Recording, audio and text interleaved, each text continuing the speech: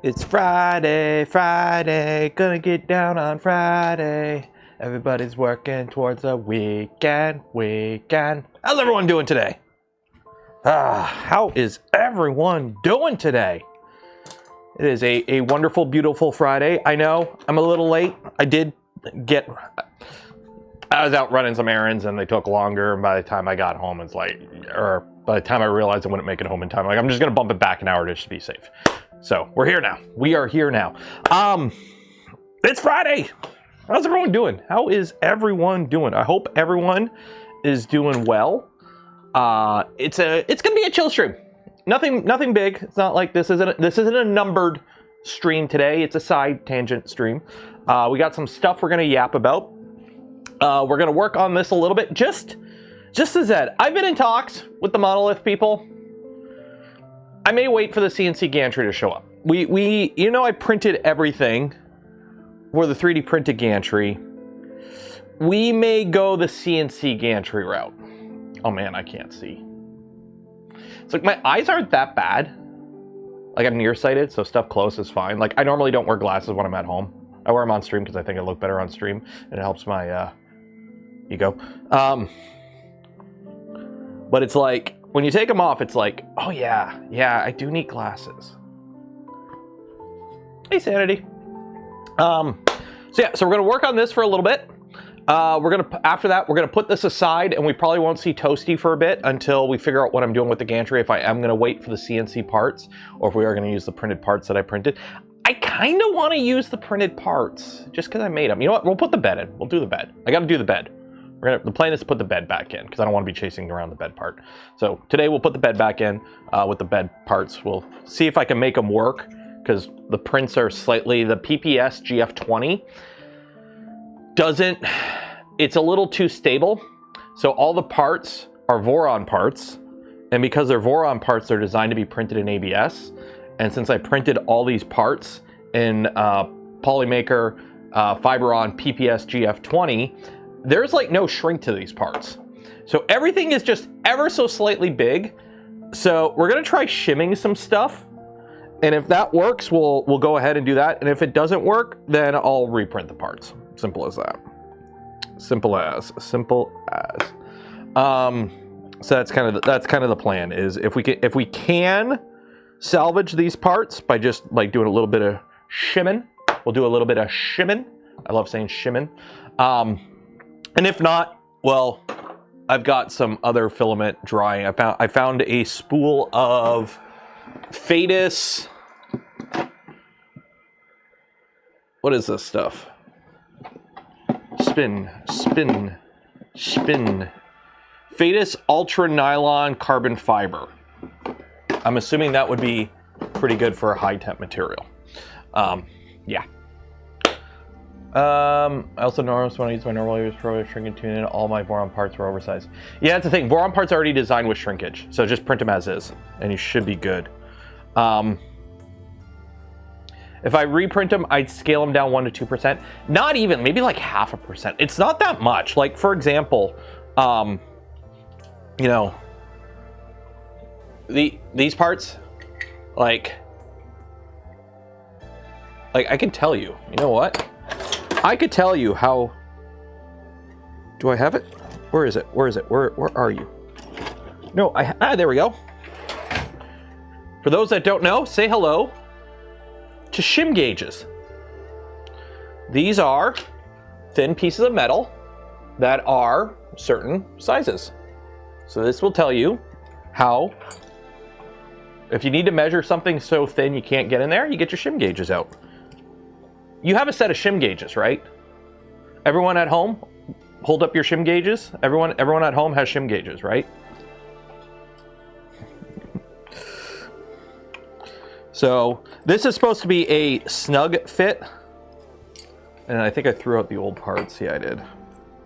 So let's see. Maybe 0.4 mil.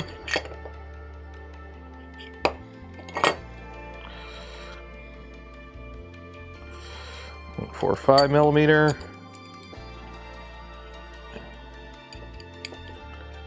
Yeah, so basically this is supposed to fit on here snug, and there's like a 0.45 millimeter gap.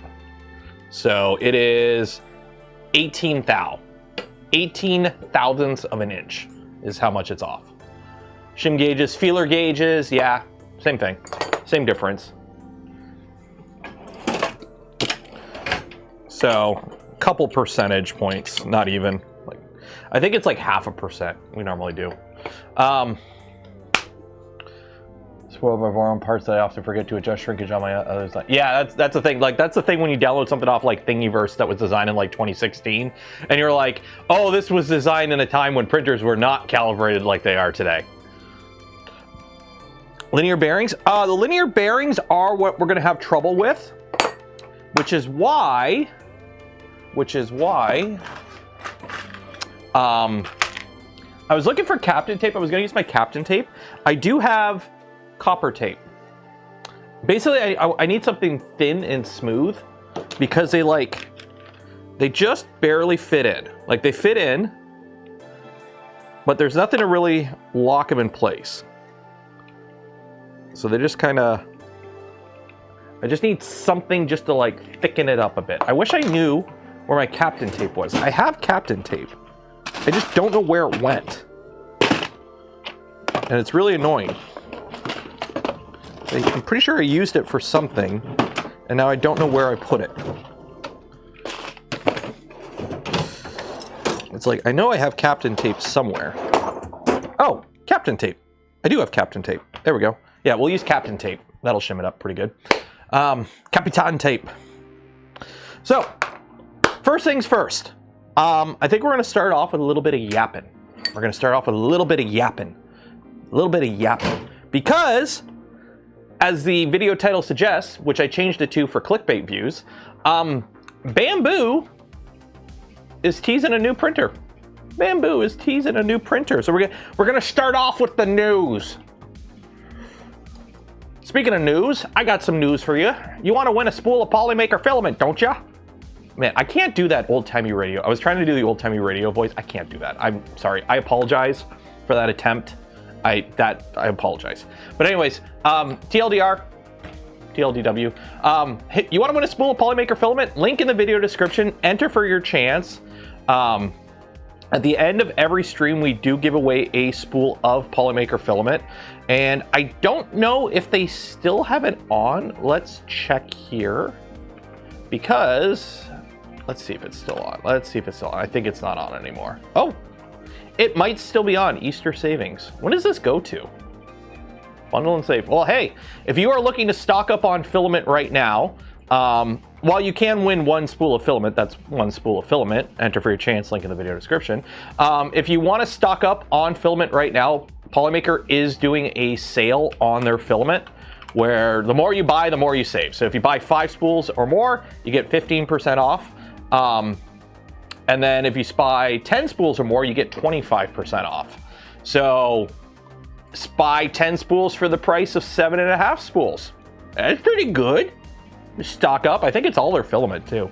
Pretty sure it's all their filaments. So if you're like me and you print a crap ton of like black ABS,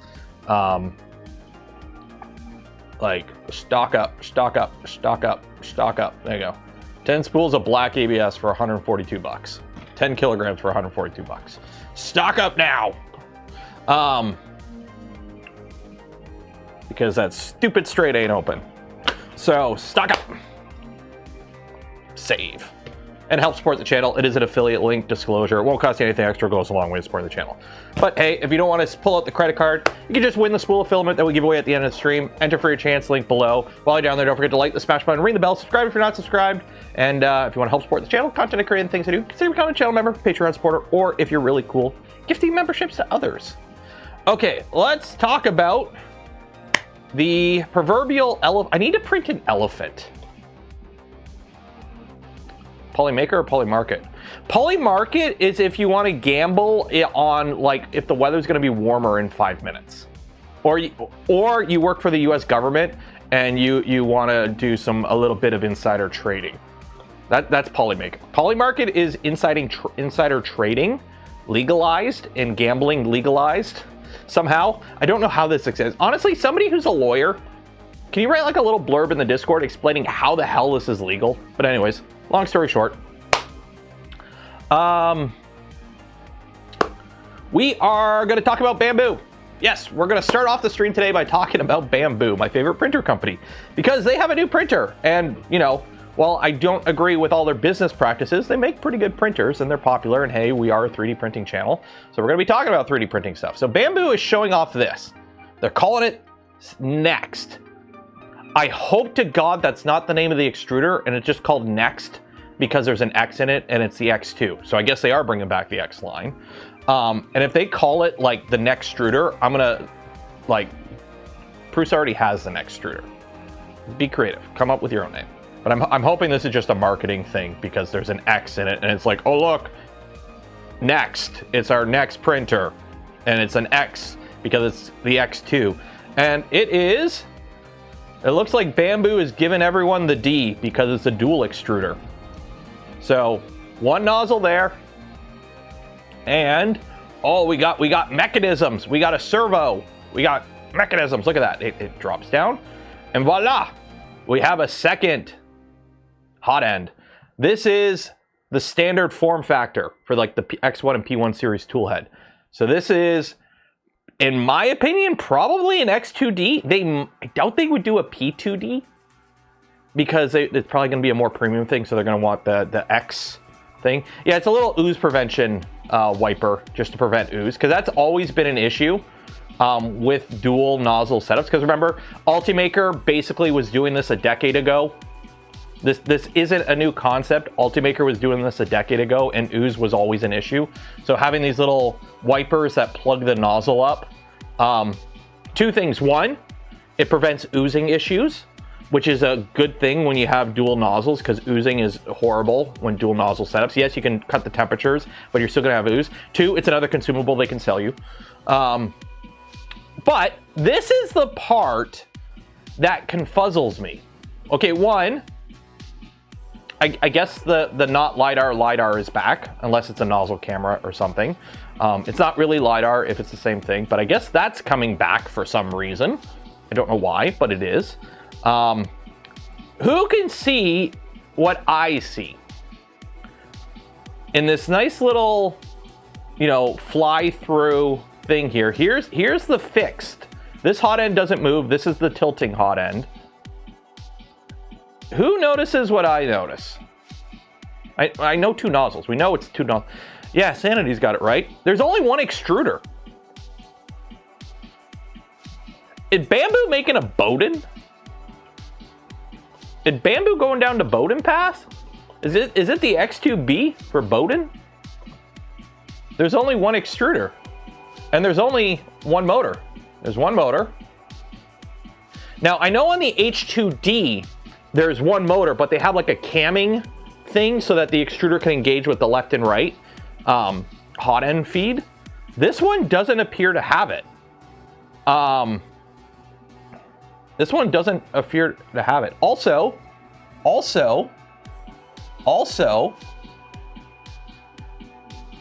one second.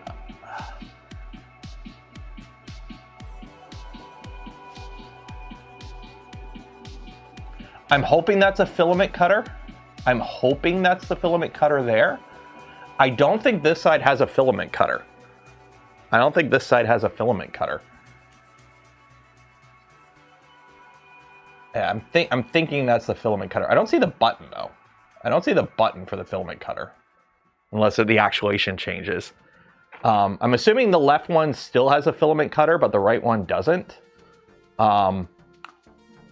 Also, the ducting, it looks like because this is offset, you're gonna have like this nozzle is gonna have better cooling from this side and worse cooling from this side. So you're probably gonna take a bit of a hit to cooling, because now you're gonna have one dominant side cooling versus two.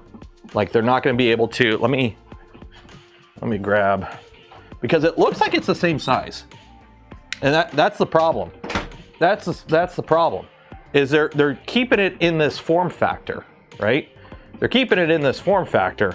So now the ducts have to be spread out more instead of them being nice and close together and getting really good cooling from both sides. The ducts are more spread out. So you're going to have probably slightly better cooling or slightly worse cooling overall because the ducts are now on each side. And also, this duct looks like it's kind of weak. That's a lot of air just kind of getting thrown around.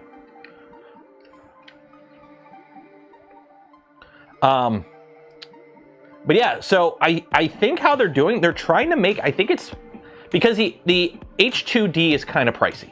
The H2D is too expensive for your average landfill printer, right? For people that just kind of dick around with the hobby and print landfill, the H2D is kind of pricey for that. But, oh, multicolor is their big thing and people want the dually. So I think this is like a costed down dual extrusion printer. So like you're only going to be, this has got to be Bowden. This tool head, this hot end has got to be Bowden. That's like the only way I can think this works is Bowden, because there's no extruder in there. There's nothing on top. They don't have room on top. These ride too close to the top of the printer. You can't put them.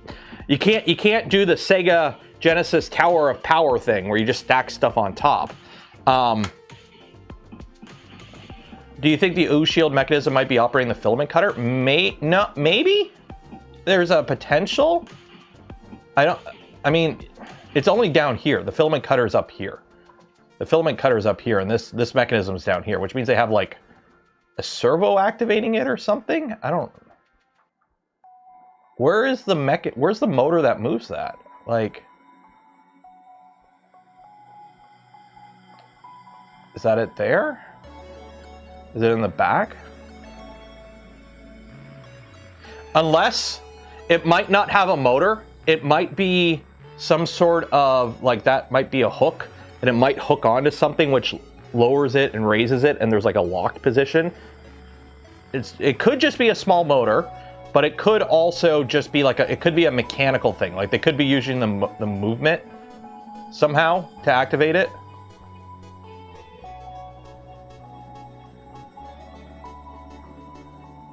I mean, although that spins. So, but if you put a motor there, there's a hot end right behind it. Where's the room for the motor going to be?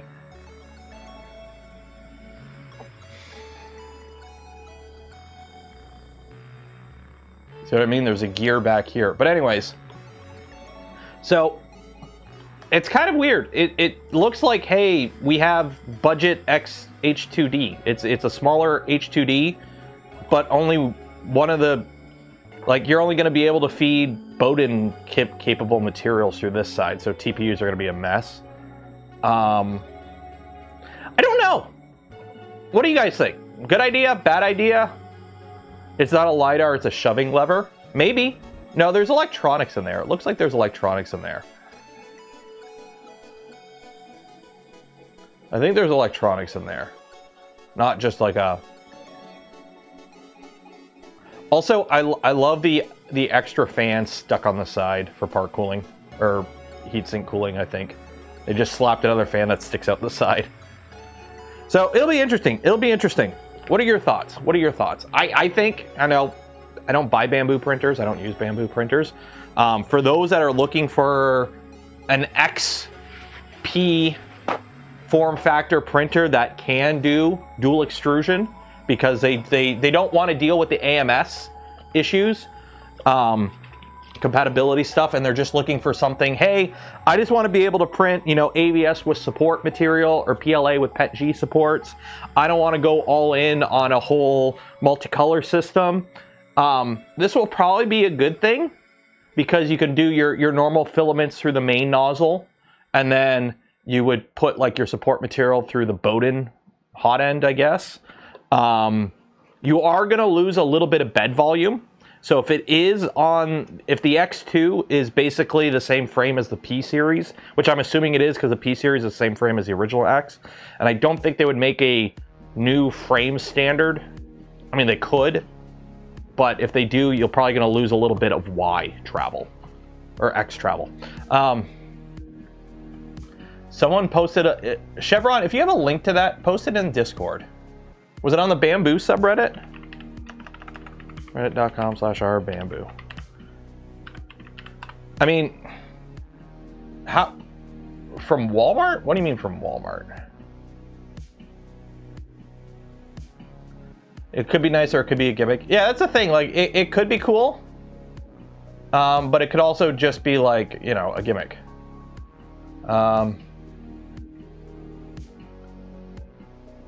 I love how like the top 4 posts on the Bambu subreddit are all the exact same thing. Ready, set, next from Bambu, and then 2 other people posting it. It's like, you already have a discussion going. I don't know. I mean, if it's cool. It's cool. Tilting tool heads and whatnot, again, nothing here is really new. Ultimaker was doing this a decade ago. It's just Bambu's managed to do it a lot cheaper and mass market appeal. So this would be the first Bowden. It would be interesting to see how Bambu does Bowden. It'd be interesting to see how Bambu does Bowden. And then also in the news, I need a little ticker that sits across the top when I'm talking news stuff. Sovol has kind of teased. Oh my God! Stop using AI, folks. I hate AI. I hate AI. A tool changer. A big tool changer. That is a big tool changer. So this will be interesting. This will be interesting. Bambu's doing a big tool changer with 1, 2, 3, 4, 5, 6, 7, 8. 8. So it's going to be interesting. We are in. Where will I put it? I don't know. They haven't reached out to me about anything for full disclosure. An SVO 8 Max with a tool. Well, it wouldn't be ripping it. Like I don't think it's a rip off. I mean, isn't Teaching Tech's tool changer basically a stealth changer? Like same kind of concept as a stealth changer, which we're going to be pulling one up and putting on the desk in a little bit. Sovol Index. I mean, I don't know anything at all. Full disclosure, no capping, for real. I have no idea if this is Index. The only consumer market printer I know that is coming with Index compatibility that I can guarantee and say, yep, is Prusa. We know that. We all know that. And obviously the dev kit that you can put on your Vorons or any other printer you want to DIY it. However, this is a Core XY and this is running Clipper. So if Sovol and Bondtech wanted to work something out, they probably could easily do it. So I'm not saying this isn't Index, but I'm saying I have zero confirmation that this is an Index system. We're throwing shit at the wall here.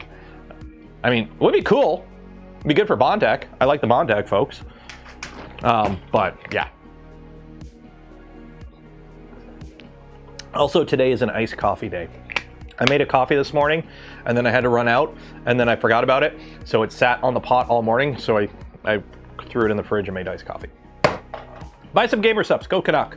I don't think Gamer Subs has a coffee flavor yet, but I wish they did. I wish they did an iced coffee. That would be nice. Okay, so that is that. That is it for the news. We talked about the Bambu. We talked about the Sovol tool changer.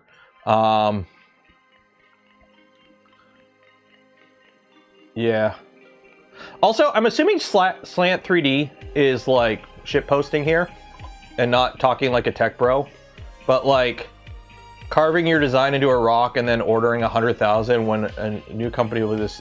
Well, yeah, when you are a new company with the stupidest story in 10 years, probably 5 molding 3D printing. I'm sorry, Slant 3D. I like your stuff. As somebody who worked in additive manufacturing, there is absolutely no fucking way in hell that injection molding is going to be replaced by additive at the 100,000 scale anytime soon. Unless like this machine is magically able to make 100,000 of something in a month. Because an injection mold this size can make 100,000 of something in a month. a injection mold can also make a front fascia for a car every 90 seconds. Yes, there is a minimum order quantity that makes the cost delta between the two viable. Also, yeah, if you have 1,000 printers in a print farm, one, that's a lot less efficient than having a single injection mold doing it if you know what you're doing. Also, that 1,000 printer print farm that can, yeah, it can do 1,000 parts a day of one thing. The moment you're like, hey, I need 1,000 of this and 1,000 of this, you're SOL. So like, saying that injection molding parts, the oil slick, I have no idea. Injection molding makes way more sense at scale. Small quantity, short time tail, and designs that are being adjusted still, additive has the advantage. But once you get your design locked down and you're like, hey, we need to make, 3,000 of these a day, because that's how many printers we build, forever, for the next like 3 years, when a mold this big that uses a lot less power and requires one person, not even one person to operate, it operates lights out and a little robot arm, that makes more sense. So anyways, yeah, it will never scale. It would, like, again, it'd be cool if it did, but I don't think it is. Okay, let's get back to work. Let's get back to work. I gotta go grab my knife. So we gotta start putting the bed back together on this. Let's get to work. Where's my knife? Oh, hey buddy, how you doing? Doing good? Oh, poor guy.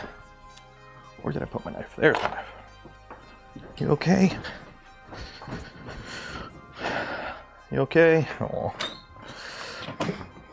Poor guy cracked a nail and bled all over the floor in the house. He's getting old.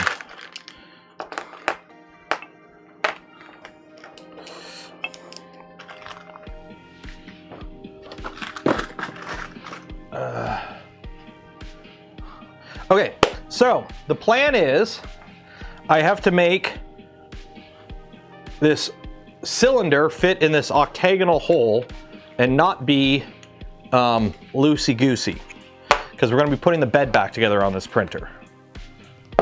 So let's try some Captain tape first. Found the box yet, but more detailed pics in the live stream channel.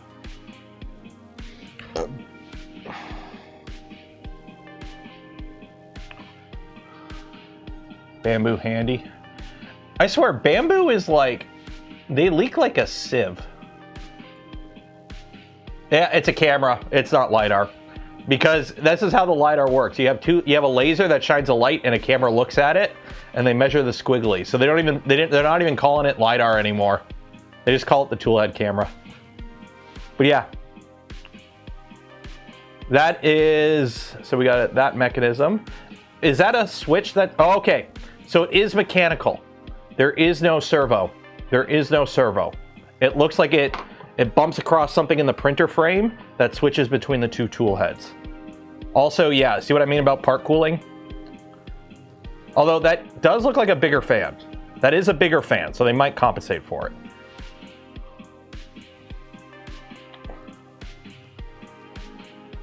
I don't know what that is. That looks like a piece of spring steel. Yeah, so it is a Bowden. It is a Bowden.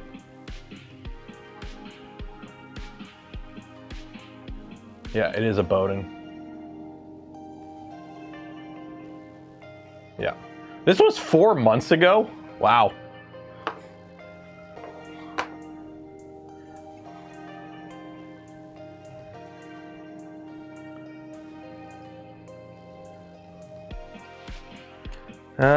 Like I said, duct in the front. Yeah. Okay, so the idea is we're gonna put one piece of Captain tape on this, and hopefully that is enough to shim this up. Oh shit. Okay, never mind, that's...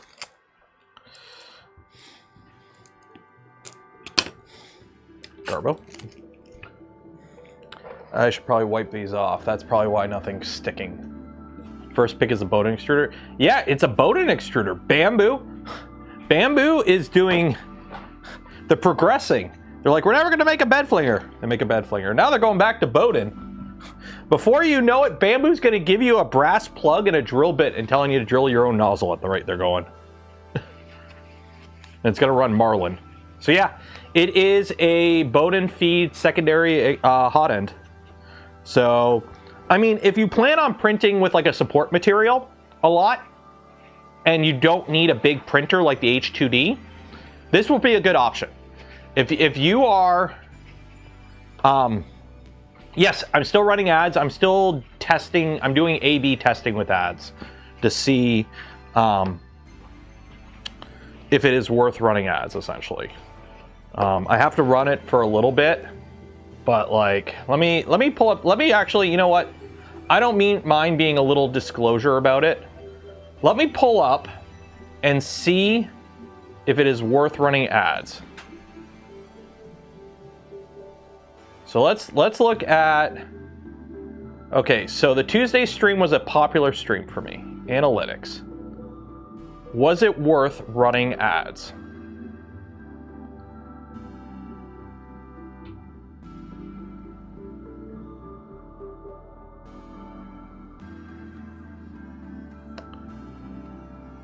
Versus, what is a stream I didn't run ads?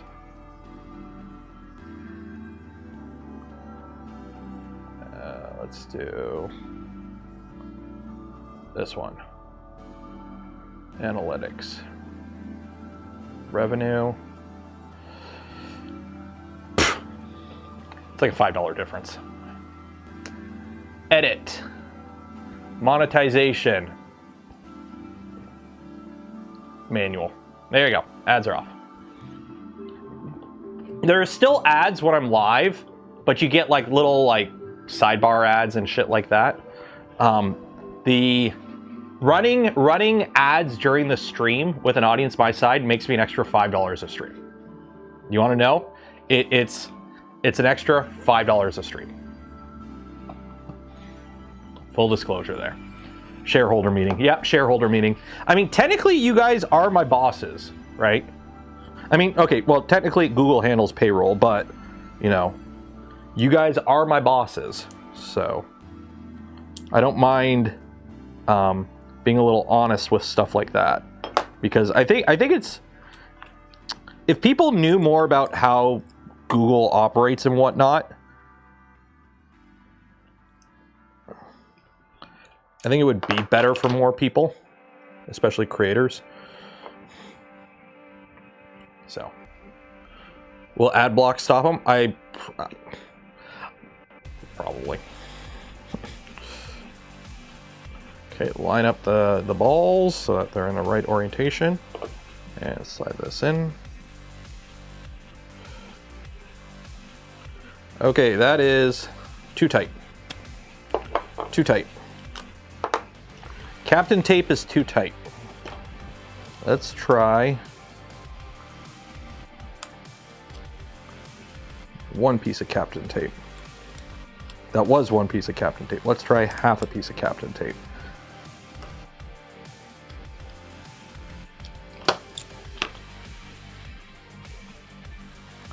Okay.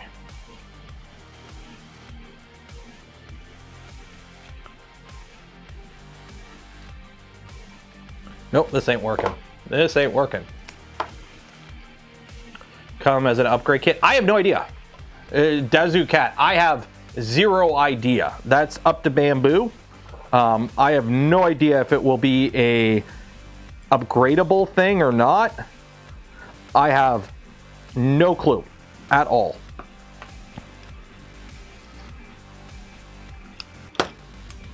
I have absolutely no clue how Bambu is going to go about it. It just, all they've teased is the extruder itself. All they have teased is the hot end or the tool head itself. So, let's try with a little bit of that. Oh.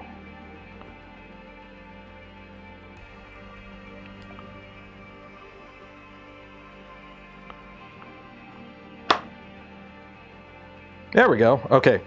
So half a piece of tape and then put a chamfer on it, and it works. We're good now. We're snug now. Good. We're good, I think. Yeah, we're good. We are good. We're good. Okay, one down.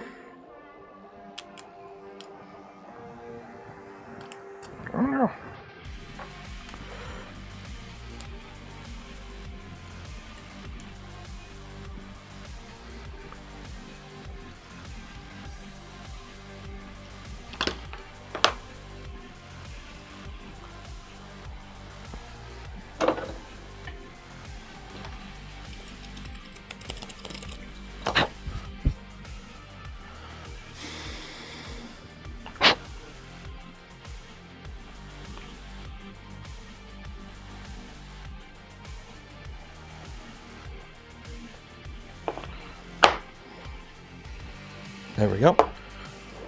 2.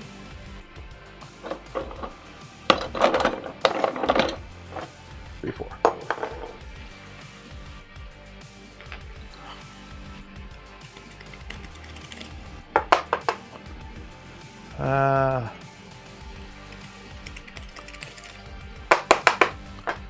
Well, here's the thing. If for those wondering at home, they've said they've discontinued the X1 line. So the odds of them coming out with something that will be the X2D but offering an upgrade path from those with the X1, because does the X1 frame have mounting holes for this? Does the X1 controller have the ability to plug the Bowden extruder into it? Even this buffer system looks different. What's with this buffer system where you have one coming in and then...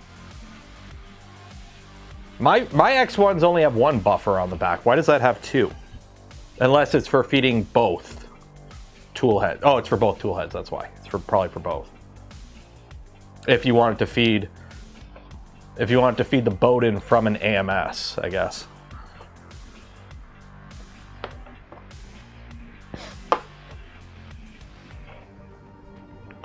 Also, it is totally, completely blown by me that next Friday I'll be in, we're not going to have a stream next Friday, because Rocky Mountain Rep Fest is like coming up in like unbelievably soon.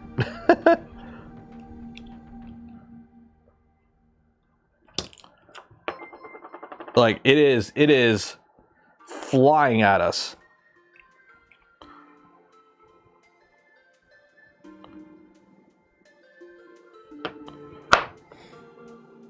Okay, that one's loose. That one's loose.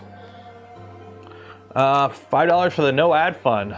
Lauren Robbins, cheers for the $5. Appreciate it.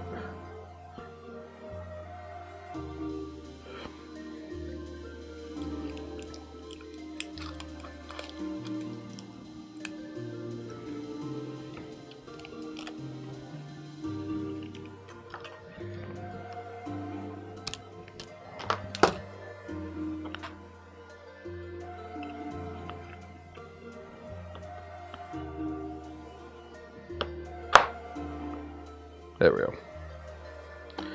So luckily these don't exactly have to be like super tight because they're just guiding the Z. Why the Captain tape? Because the parts that I printed them with Polymaker Fiberon PPS GF20 filament, which doesn't shrink anywhere near as much as ABS, but I didn't scale the parts. So some holes are ever so slightly loosey-goosey, and instead of reprinting the parts and wasting expensive filament, I'm just putting a shim of Captain tape around the bearings, so that instead of them being loose in the hole, they are now snug in the hole. That one is too tight. Too tight.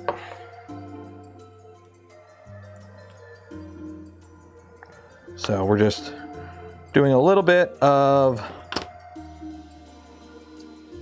shimming. Because why waste perfectly good parts that are... Parts are fine. We just gotta shim them. There we go. Easy peasy. Captain is heat resistant. True, but also I'm using Captain because it's really thin.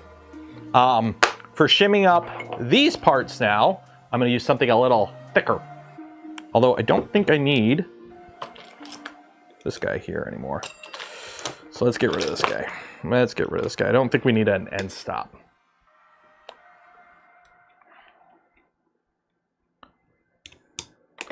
So what's going on this weekend? What's the big exciting thing this weekend? Next week is Rapid. Is anyone going to Rapid? Anyone going to Rapid here? It's in Boston. It's in Boston.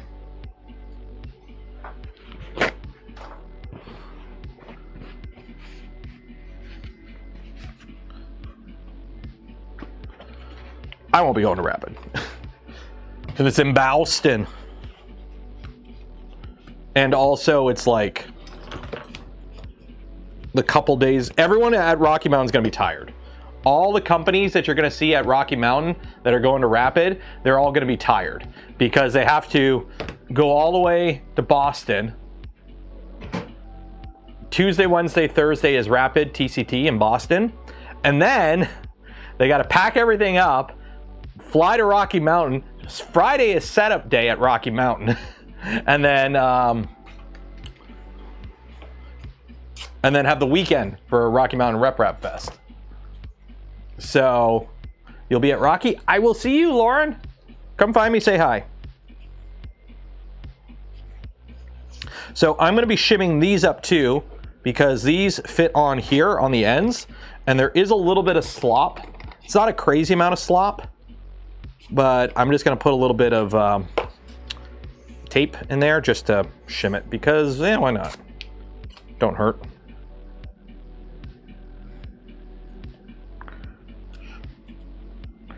Just a little bit of shim.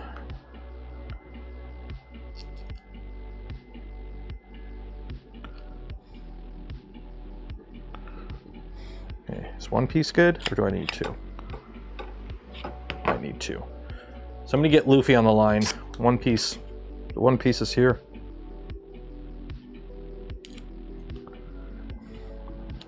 And if you're wondering what this tape is, I don't know. It came with the Venture XL. And I kind of like it. It's like it's a fabric tape. I like fabric tapes. I'm a fan of fabric tapes. New index video? Yes, there's a new index video too. Basically just talking about you'll have multiple different options for what kind of part cooling you want to do on the index. If you want to do like a fan style or CPAP style, they'll offer different support for different options for that. So if you are getting an index and you're wondering what kind of cooling you can do, whatever you do, it'll be cool because you have multiple different options for cooling.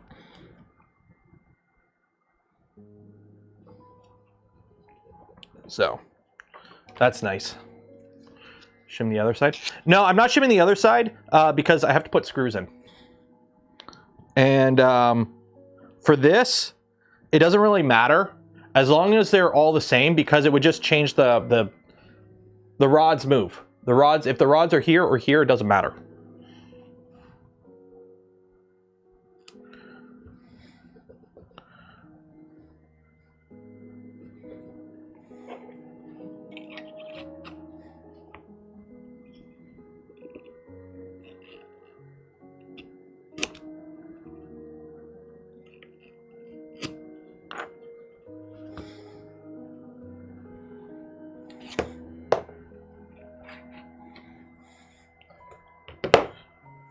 One, two, three blocks because I have I could take this little wire holder off or I could just take my 1, 2, 3 blocks and do that. So now I can sit flat. Aren't 1, 2, 3 blocks awesome? Go buy some 1, 2, 3 blocks. You should buy some 1, 2, 3 blocks.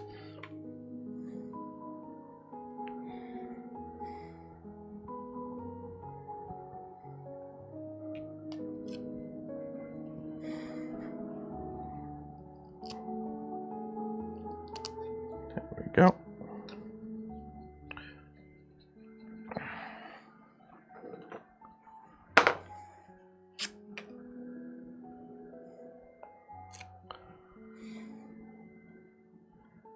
Like how easy they are. Yeah, yeah. I'll pull up the index video here in a second. Pull up the index video. Watch that while Bondtech. Mute the music. Are you not gonna start? Go. Click it. High performance 3D printing is nothing without high. I just wanted to get that. Yeah, I just stumbled on. Olaf. High performance 3D printing is nothing without high performance cooling. But we know that one size or one fan doesn't fit every project. That's why we designed the Index ecosystem with modular part cooling. I'm Ola from Bondtech, and with the Index, we recognize that your printer means your rules. We've built a completely modular cooling ecosystem. Whether you need the raw power of external air or the simplicity and low sound volume of onboard blowers, the Index adapts to your printer. And because the airflow is separate from the core tool head, you have total flexibility. Out of the box, we support two primary configurations. First, for those pushing the absolute limits of speed, we have a high-flow CPAP setup. It delivers uncompromised, concentrated airflow directly to the nozzle, keeping up with even the fastest flow rates. And if you prefer a more traditional self-contained tool head, you can easily swap to our dual 4010 blower module. It's sleek, efficient. I'll probably be using that. Clean look on your carriage. But we didn't stop at just two options. We are providing open reference geometry for the Index front covers. This means you can design, print, and develop your own custom cooling solutions that fit your ecosystem perfectly. The Index doesn't just give you a tool head, it gives you a platform to innovate. Stay tuned for our next video in the series where we dive deep into all things Index. A little ding. Ding! I love this marketing slogan. I compare it like... I love this marketing slogan. Contain tool head. Also, that's a Voron! And that's a Prusa XL. Or is that an XL? No, that's a Core 1L. That's a Core 1L, I think. Thought that was an XL. I'm trying to see what else I can see in the background. I've been in this room.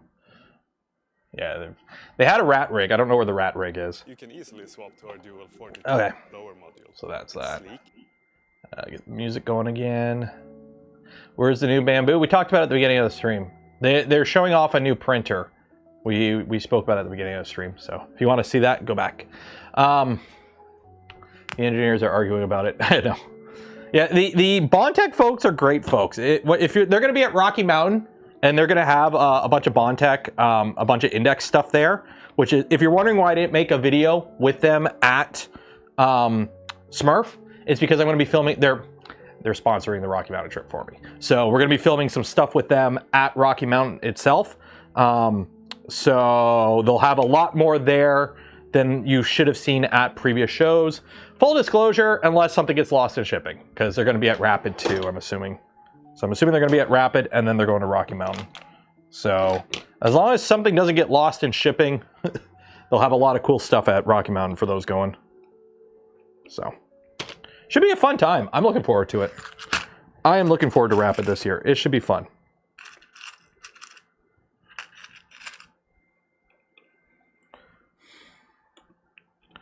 Okay, now we screw these on. I gotta sort my Allen keys out and stop just throwing them on the ground.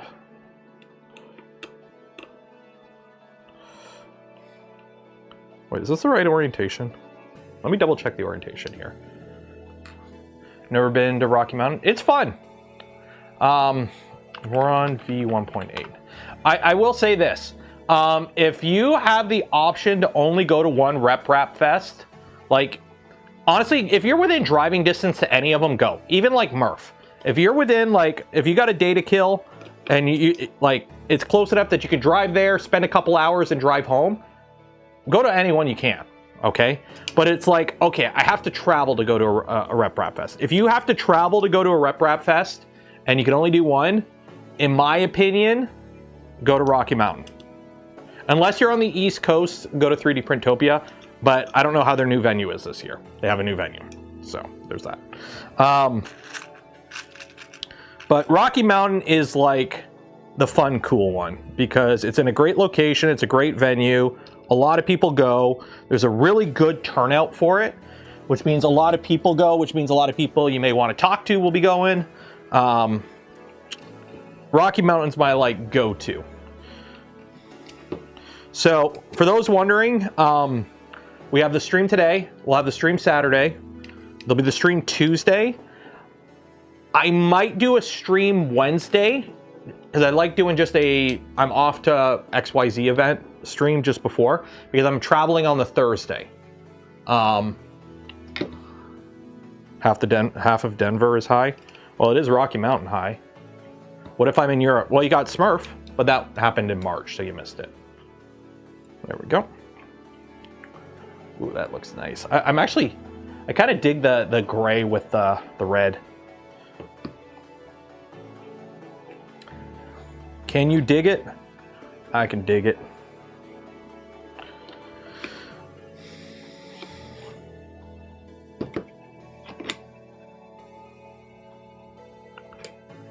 And Maker Faire. Oh yeah, Maker Faire Prague. I don't think I'm going to that one. I don't think.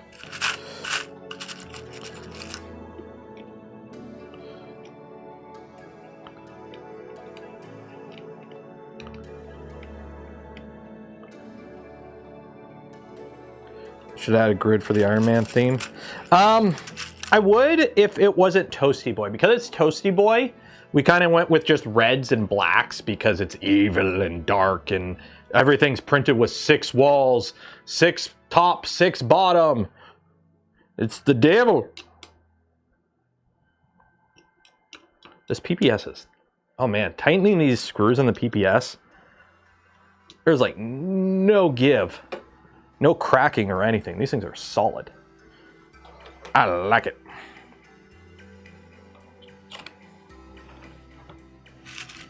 Can you dig it? I can dig it. Somebody banned Sanity for that. Feeling stabbed. Why would you get stabbed in the UK? Do you not have your don't get stabbed license? You get it with your tele license.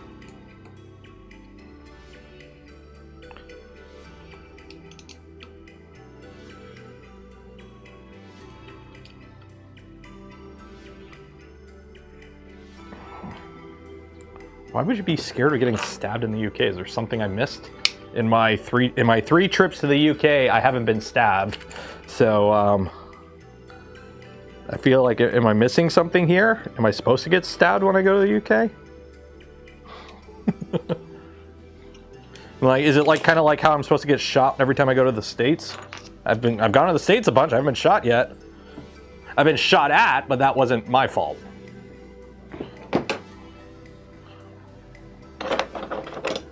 Okay, and then this is our front piece. So this goes here, and this is for the bed mount. So this one needs, I'm reusing the screws, but I didn't organize any of the screws.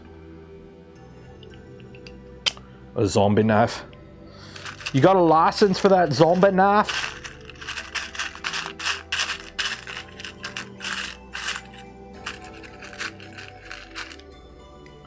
People that don't travel think everywhere is scary. Oh! Yeah, I guess that makes sense. It's like when I went to China, there's that whole like, oh my god, it's China, it's scary, the government's gonna disappear me. And then you get there and nobody gives a shit. Nobody cares. Nobody cares.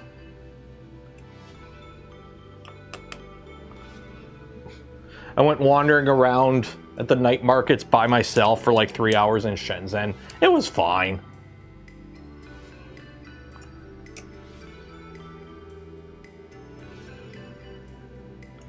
I live in New Jersey, and Newark is supposed to be the scariest place in the United States. It's not. I'm the geekiest white guy I've never heard from. Yeah, that's the thing. Like, are you ready? Don't cause shit, and you're fine.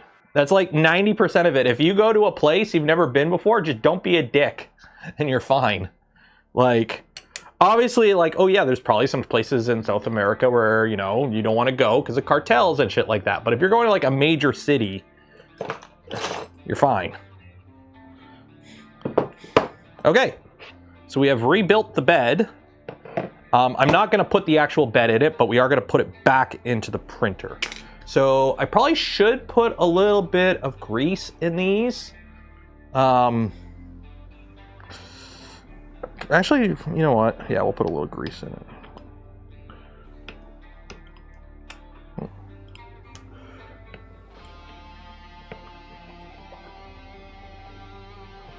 Uh-oh. Ah. Dang it.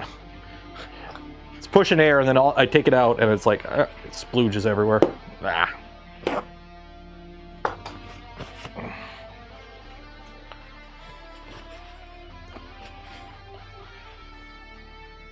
So many bad things. Statistically, we are in the safest period in human history in terms of stuff. 24-hour news. I mean, although to be fair, there is a little bit going on with our neighbors downstairs right now.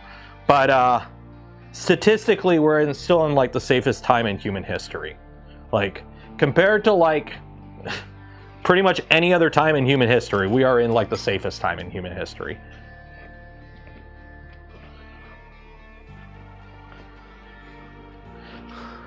I live in Czechia and I haven't been defenestrated yet. Yeah, you guys got some neighbors around you. Or actually, no, most of your neighbors are cool. Hopefully Hungary un-Fs themselves, and then is it next week Hungary has their election? Hopefully they get rid of the turtle-looking guy. Or not turtle. Ah! Rigel? It's Rigel, right? Orban reminds me of Rigel. That's right, right? That's what I'm thinking? Is that the connection It's Rigel, right? Orban.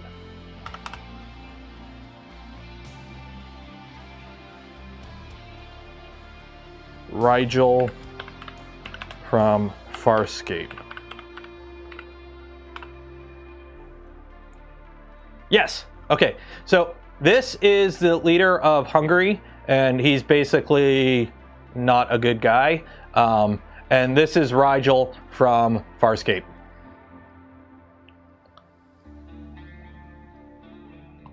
Yeah. He's an evil wannabe dictator, so you're allowed to make fun of him.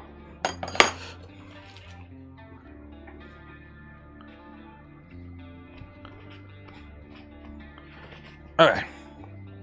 So let's pack this with grease. Oop, it is a little. Oh no, I might have to shim that one up a bit more. So if you want to know the easiest way to pack bearings with grease, put a little grease in the bearing, okay? And then take the rod, put a finger or a thumb over the hole on the other side so air can't get out and also the grease can't get out. And then just kind of push. Oh.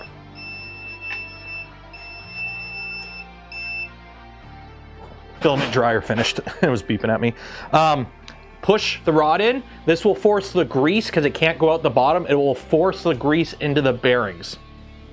So if you need to pack your linear bearings with grease, that is the easiest way to do it.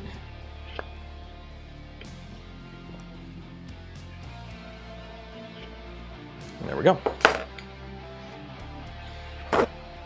Hot Pocket is ready. Food is ready.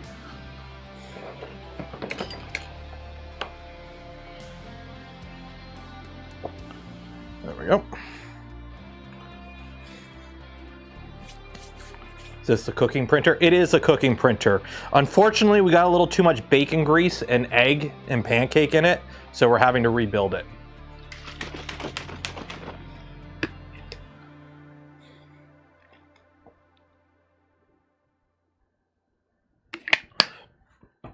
In the US, we have Stephen Miller that looks like a clone of Nosferatu. I could see it. Okay. Now I'm trying to remember what the easy way to get this in now.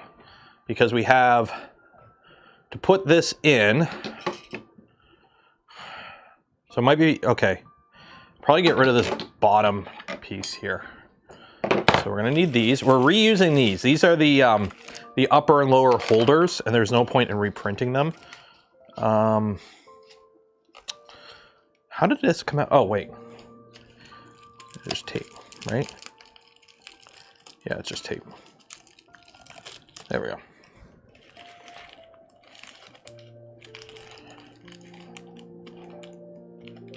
Get rid of this because I gotta get at it.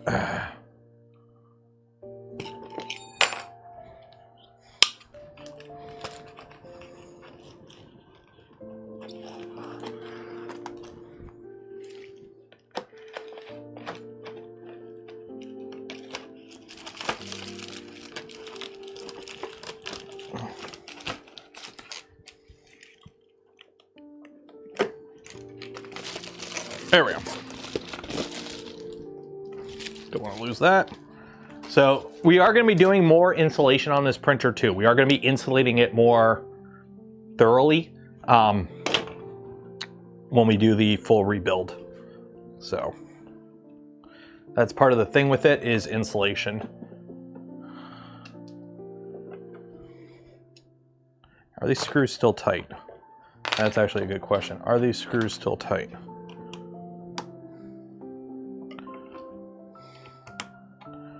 Nope. Even these screws got loose over time. Everything got loose. Everything in this printer got loose. If you're wondering why we're rebuilding it, pretty much everything in this printer got loose. You know what? I'm going to reprint these. I'm reprinting these motor mounts. I don't trust them. We are reprinting these motor mounts. Which means I got to unload this printer. Temperature. Extruder. 300. We got to reprint these motor mounts, put new motor mounts in. Those are, I don't trust them. I do not trust these motor mounts. They are too loosey-goosey, and these motors don't disconnect. Shoot. Welp. These motors don't have no fancy quick connects at the motor itself. So we're gonna have to do a little bit of surgery here and cut that, because I am not dealing with these, and just kind of cut that, and we'll do a little crimping and stripping later in the future. But for now, this will be good enough. I don't know why I keep doing accents today. Why am I doing accents today? Oh man, every screw is loose. Every screw in this printer that is tight on plastic is loose. Like, nothing.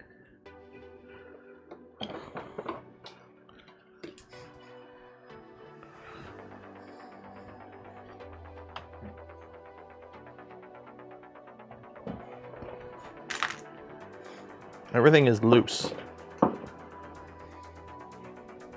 Including this. Like, I shouldn't be able to loosen a screw that easily.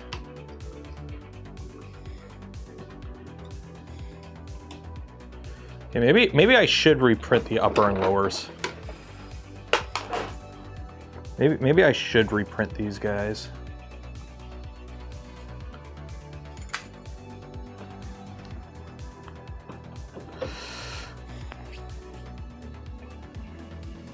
What plastic? I don't remember. I think it's just a polycarbonate that I used. I think it's just a polycarbonate that I used for this stuff. It might be glass filled? Carbon fiber filled? I don't know. I think it's just like a regular polycarbonate or carbon fiber nylon or something. Not like a high temp. So I have some high temp here. Like I've got this Fadis AE Carbon Ultra PA CF that I'm gonna print. So we're gonna print the motor mounts, and you know what? We're gonna reprint these too. Oh yeah, look how much those deformed. Look where the screws screw in. Look how much that's squished. Look how much that's squished where the screws screw in. Look how much that compressed. Those compressed. Yeah, that compressed. Yeah, we're reprinting all this. Or reprinting all this. Reprinting.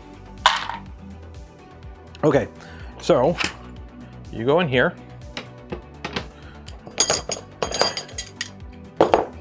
You want to see the parts? Well, the monolith gantry is only the gantry. It doesn't do anything below the bed. We have to reprint the bed stuff. The bed is its own thing. We have to redo the bed. Got grease all over me now. Okay, let's get you out of here because you're gonna be done for now. So let's put you in a little storage area for now. Get you out of the way.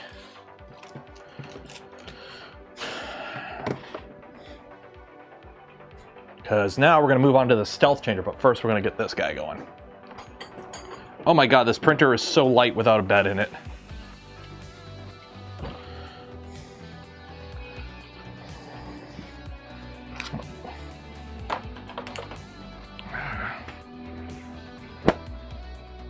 Check my screws are probably loose. Probably. Molex microfit. Yeah, I've got tons of Molex microfit. Okay, don't do this.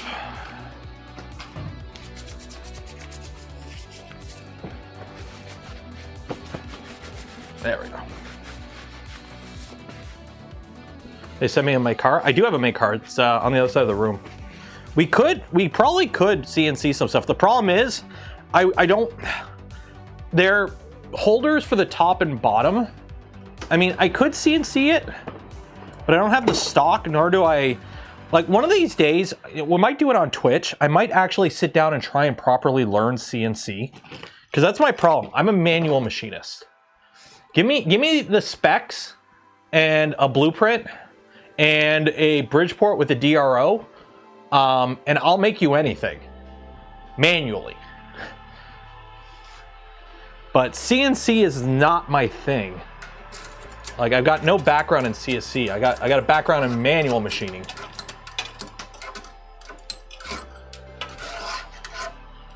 So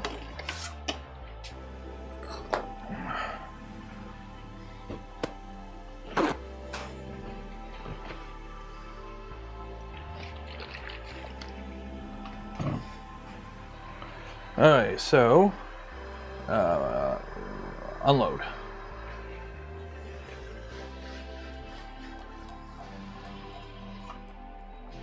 Okay, let's heat this bed up to.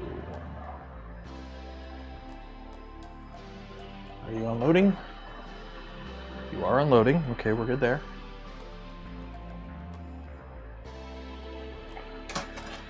Oh wait, no, it's gotta unload.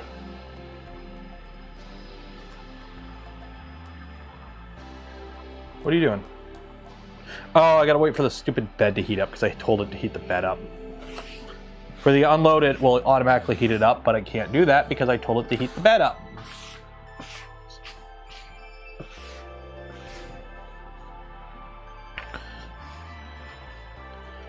You go there. That doesn't open 180. Long time no see. I've been here the whole time. Where have you been? Options for Venture XL for TPU, PLA, PETG, ASC production work. Digital Dragon, it's a big V2. So anything a V2 does, it'll do. Although you got to be careful, it has thermal expansion issues. So if you enclose it, with the stock setup, you're going to have issues with the frame expanding and the gantry expanding and having inconsistent movement, if that makes sense. But if you're like planning to leave it open framed and just kind of print PLA, PETG and whatnot, it's got no problem. But I've been having issues with it since I tried enclosing it and printing ABS, which I haven't been using it much. E-stop? Nah, we're just going to let it do its thing. Just let it do its thing. I mean, it's got to heat up anyways. And we'll turn this back on. I wish, fun fact, pro tip for the poly dryer. If you're like me and you run your like dry cycles for 24 hours, when you turn on the machine, it defaults to 6 hours, and then you got to press like up or down to raise it by half an hour increments. Go down, because when you get to 0 hours, it rolls over to 24 hours. So if you're trying to do a 24-hour on this and you turn it on and it goes to 6 hours, instead of going from 6 up to 24, go down, because when it hits 0, it goes to 24. So If you're trying to be more efficient with your poly dryer and save a little bit of annoying time, do that. Oh, this is a stiff filament.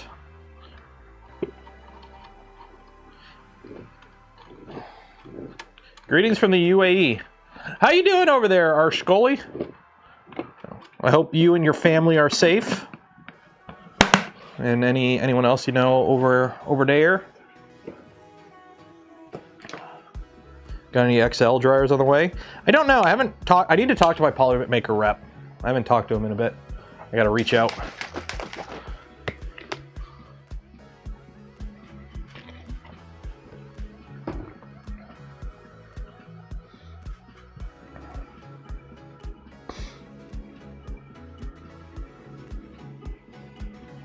They have a max version? Yep, they have a bigger version for the bigger spools, which is something they've been needing. Dang it, I cleaned my hands off and I got more grease on them. Ah.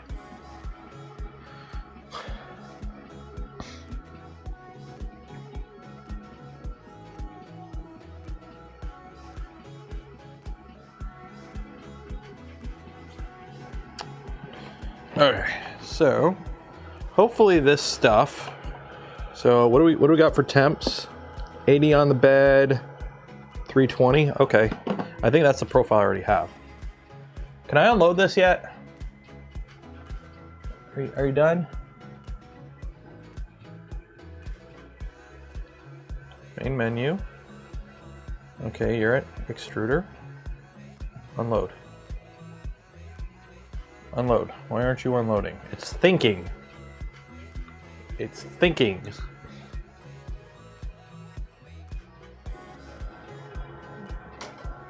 Why aren't you unloading?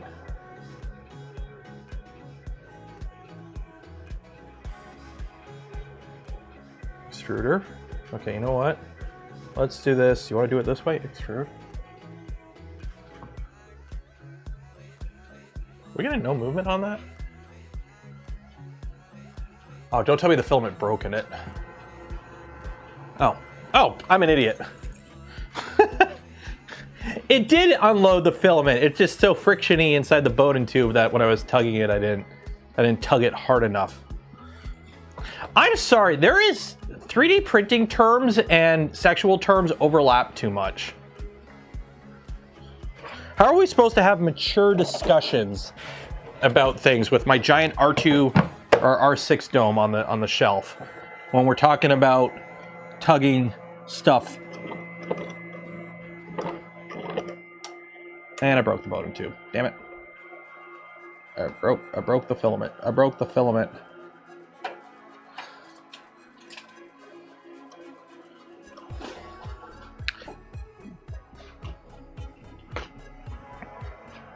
We are all mature adults here.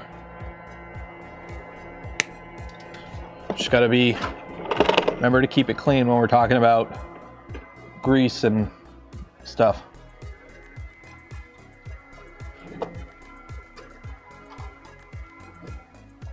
There we go.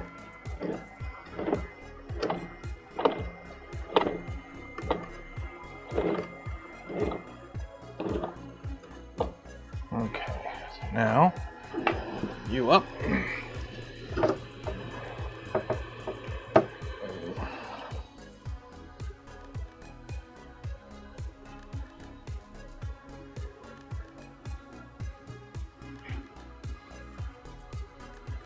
Load, it is glass filled nylon.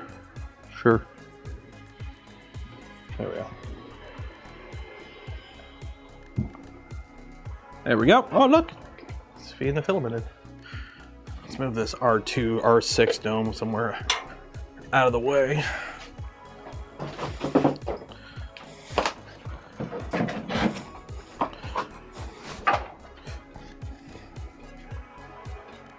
There we go. And we are loaded. Okay, so temperature, turn that off.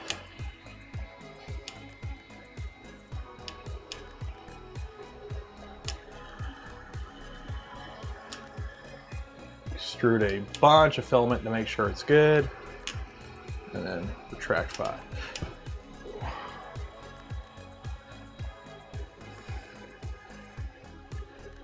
If you need to cool your hot end off quick too, pro tip, just run a bunch of filament through it. It acts like liquid cooling.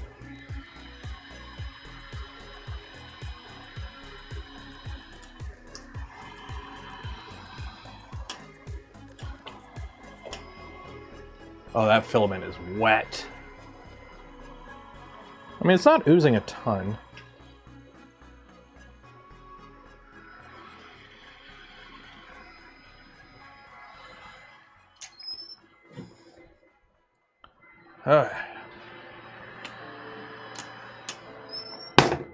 There we go.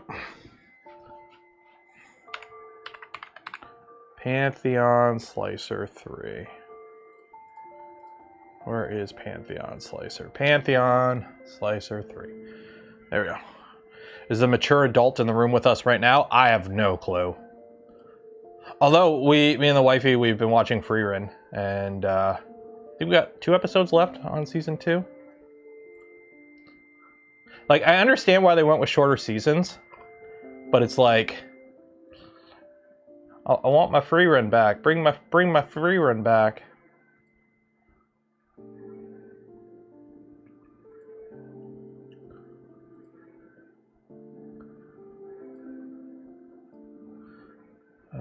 Downloads. Okay, so I need that, STLs, bed, Z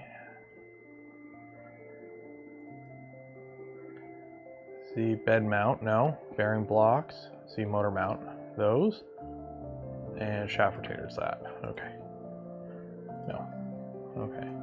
So I need 2 of these and 8 of these. 1, 2, 3, 4, 5, 6, 7, 8. Range. Range. There we go. Okay. And then we got temperature. 280 is fine. 80 on the bed. Okay. Save. PA, GF. Because this filament needs, yeah, 280 on the nozzle, 80 on the bed. Okay. Close that. Strength, 6 walls, 6 top, 6 bottom, 66% infill. The devil's number. Scaling. For actually good idea. Let's scale these guys.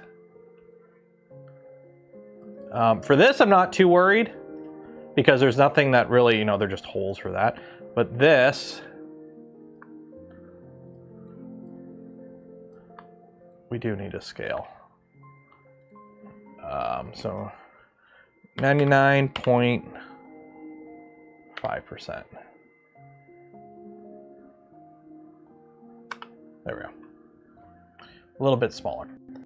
I can bring the holes out if I need to. There we go. Export G code. Save. Where is this printer? Pantheon. Load and print.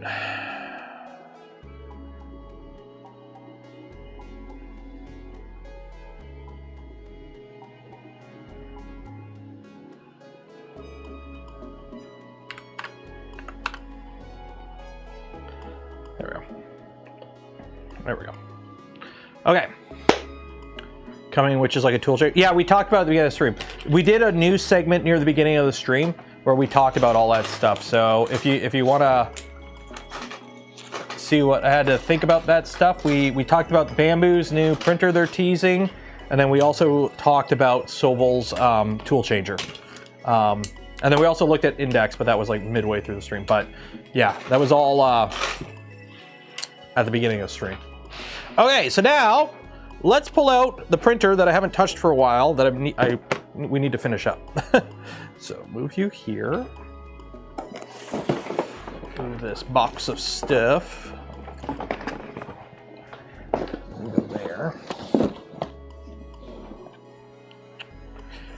I think your stealth changer stuff.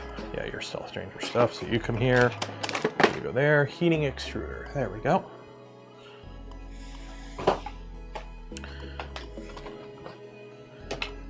So, where did we leave off with this guy? I think it was this. I'm trying to remember, because it's been a while since we touched the stealth changer. And I kind of can't remember where we left off at with it. Need an overlay with a list of topics. Yeah, but then I'll never remember to update it. So. Oh. I'll move them, don't worry.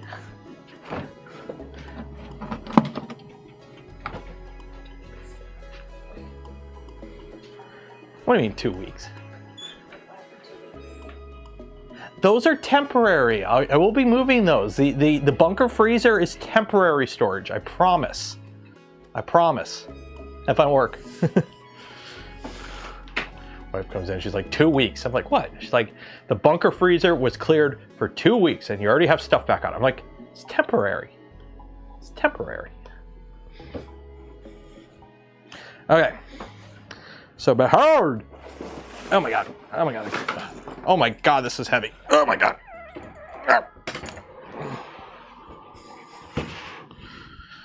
Okay, we're back. We are back. So, I'm trying to remember where we left off on this. Nothing is worse than stopping a build halfway through. And we stopped halfway through for like 2 months. I think the last time we touched this was... It's been a bit. So, this is the Tall Boy Stealth Changer. This is my V1 point, or it was my original V1, which became a V2. We've got all our tool heads built. We've got our dock installed. We got all this up here with magnets and whatnot. So this is all good. This is all good. I think where we left off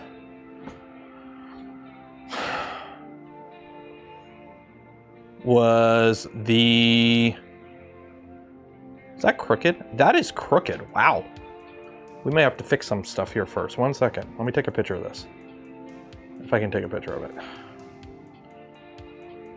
Okay. I don't know if I can get a picture of that.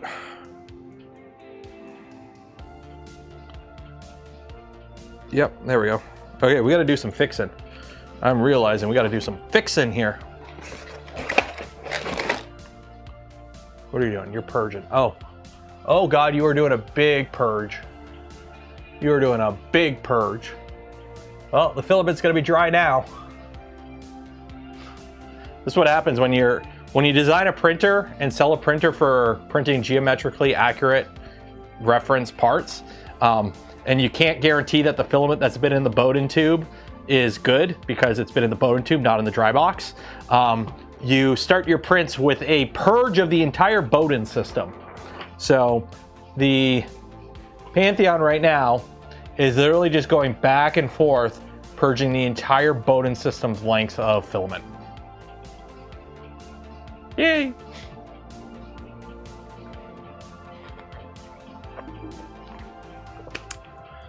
Yeah, we talked about Sovol's thing at the beginning.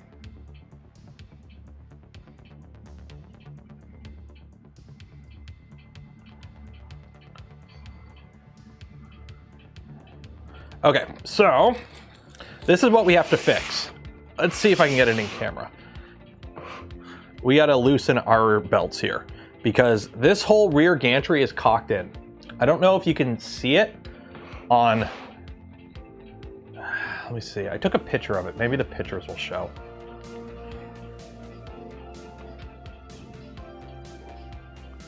Are you done? Are you done wasting all my filament? Yeah, okay. So all of this, See the angle? It was hard to take a picture of it. But you see the angle? So we gotta loosen our XY and undo this gantry and square it up and then tighten the belts back up. So let's do that. Because I think where we left off, we have to build a system because we are using the enclosure, or we're not using a top hat. I mean, I have a top hat that's going on top, but it's only this big. It's printed. It's only this big. That's going on top because this has to fit on a shelf. So we're sacrificing printable Z to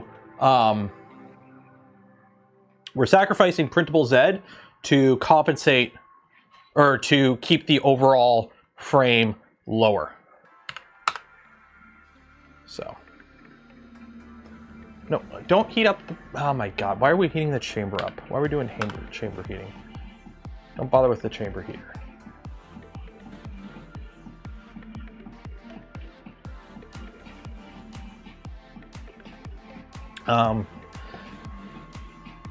Stock up on film. We did use the polymaker link in the video description. Okay, let's fix this. So let's fix this. Loosen these.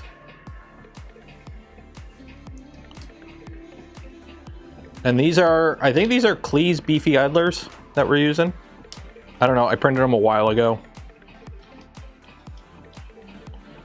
Loosen that. There we go, that's all loosey-goosey. So now I gotta fix this. So loosen that, loosen that, loosen that, loosen that. These are carbon fiber parts too, from the old school Canuck Lab kit, which Canuck Lab doesn't exist anymore. It was kind of bought out by Big Tree Tech, for those wondering what happened to Canuck Lab. So you might still find stuff with Canuck Lab on the box, but it's part of Big Tree Tech now.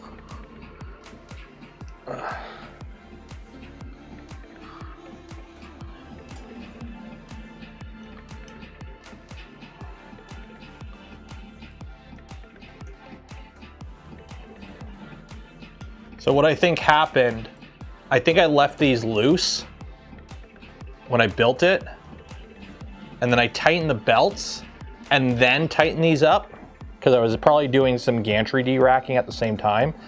And because this was loose, when I tightened the belts, it kind of squished the whole thing in.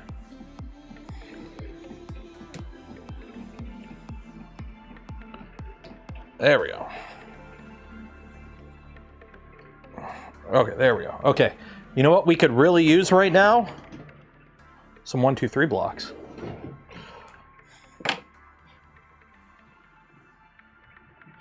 For reference. Actually, not a 1, 2, 3 block.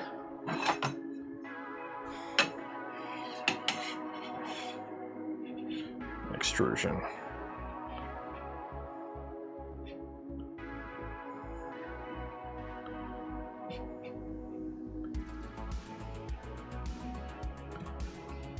There we go. Now it's squared up. Or at least squared up enough for a 3D printer.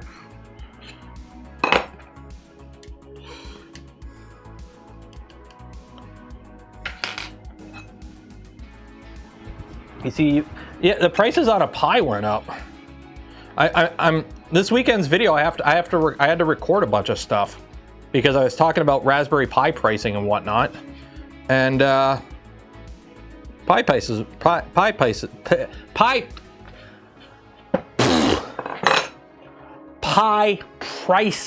went up. Wow. You would think after speaking English majority of my life I would be able to speak English.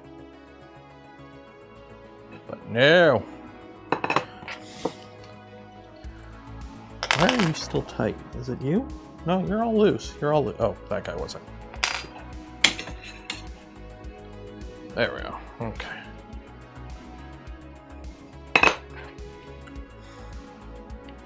Snug up. Snug up. Snug up. Snug up. Make sure you're good. There we go, now we're good.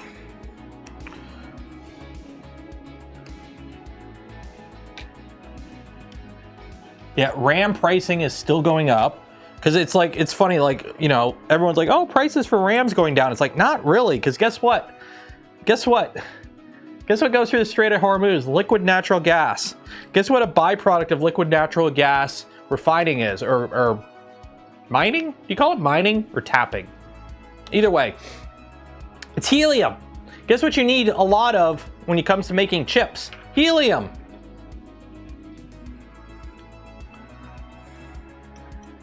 It's all connected. It's all connected.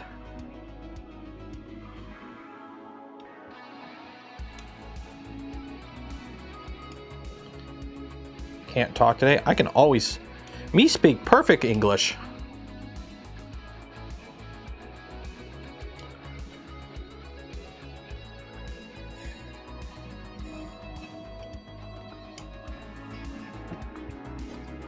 Why say big word when small word do job?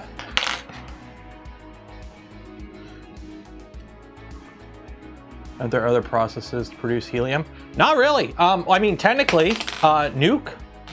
I believe a lot of America's stockpile of helium came from nuclear bomb manufacturing, if I remember correctly.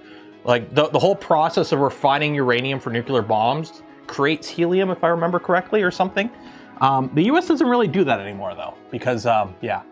But yeah, when it comes to helium, by the way, for those wondering, all the helium on Earth is all the helium we got. Because it's so not dense, it floats away. Floats up to the upper atmosphere and gets like broken down by solar radiation or whatever. So helium is legit a finite resource. We don't have infinite helium. We will, like, you only have so much of the stuff. It's not like, you know, it's not uncommon. Like, it's not like, oh my God, we're gonna run out tomorrow. But using it for party balloons isn't the best use of it. It's just kind of unfortunate that hydrogen is the alternative for that, and hydrogen go boom.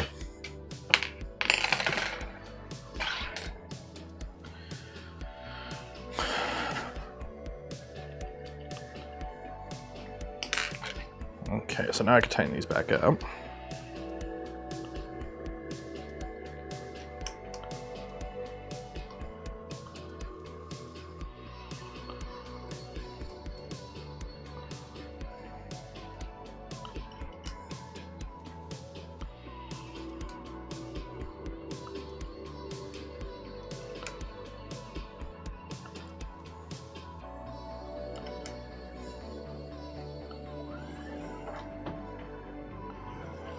There we go. Now we're happy. Now we're happy.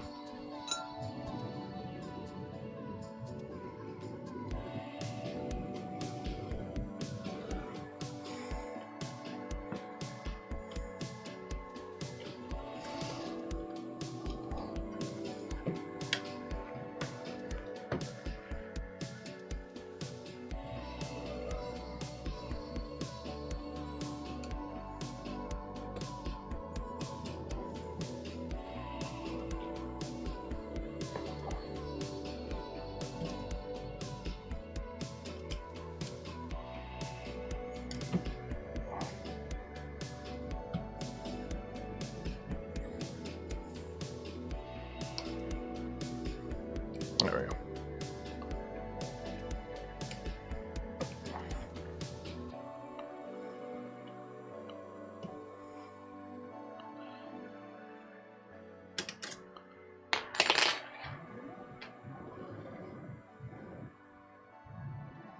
Helium's always... How do you... Earth's helium supply.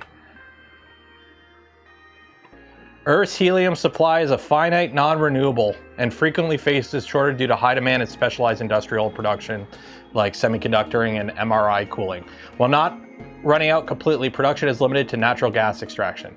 Basically, we only have what we have, and there's no easy way to just like make it. You have to extract it, and all we got is what we extract. Because the ways to make it It's basically like making fucking nukes, and we're not making nukes a lot. So it's, yeah. Okay. These belts are a little too tight, I think. Undo one. Okay, so now what we have to figure out is how we are going to attach our umbilicals, because that is where we left off. So if I remember correctly, the idea that I had was we need to put a bar across the back here, because this is a stealth changer. The front idlers clear? Yes, they do. The front idlers do clear. That's why we got the, oh man, I wish I could say things I can't say. That's why we have the Cleese beefy idlers, the skinny idlers. They clear. They clear in the front, and because all of this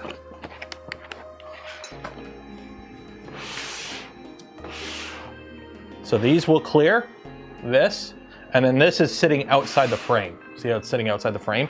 So the plan is there's going to be a piece of plexiglass across the front enclosing this permanently, and then I'll just have a small door for the lower area here. So that's the idea. This whole assembly for mounting the docks can slide up and down. It's just, they're blind joints. They're just blind joints. So I can slide this up and down depending on how we figure out to mount because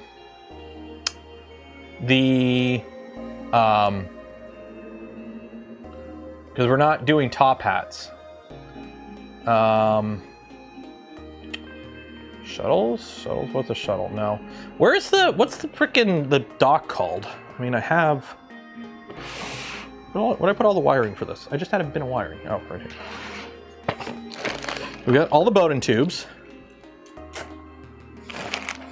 We've got 1, 2, 3, 4 of these guys. And then what we have to do is basically have,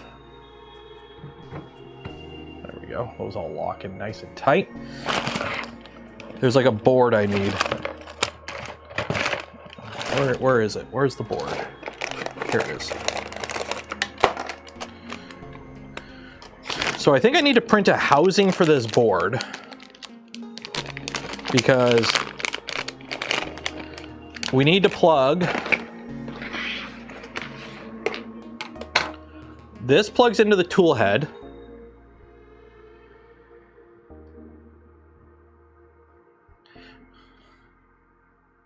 As a company, I purchase printers, has some. I'm trying to print the parts in ASA on my Core 1, but it keeps warping. How can I fix this? You're having warping issues with an ASA on your Core 1? Print with a brim? It's odd you're having, make sure your bed's clean. Okay, are you ready? Are you ready for the secret sauce? Wipe your bed down with soapy water, rinse it off real clean, and then after, go get some Vision Miner. Put a thin coat of Vision Miner on the bed, heat the bed up to like 80, let it sit for 20 minutes, let it drop down to room temperature, and then go ahead and do your printing. Vision Miner, textured bed. I have zero warp. I have all my printers, all my Prusas, and all my printers. Textured PI bed, thin coat of Vision Miner, keep it clean. I have no warping issues at all with like any of the filament I print. So if you're having warping issues on a Core 1 printing ASA, what temperature are you running on the bed? Right, up at 5 degrees or whatever. I think they use whatever the stock profiles are for like Prusament ASA. Whatever the stock Prusament ASA profile is in Prusa Slicer, I use that for like all my ASAs and ABS, and it works fine. If you're still having warping, because I don't know what brand of ASA you have, it might just be really warpy, put a brim on it. Put a brim on it.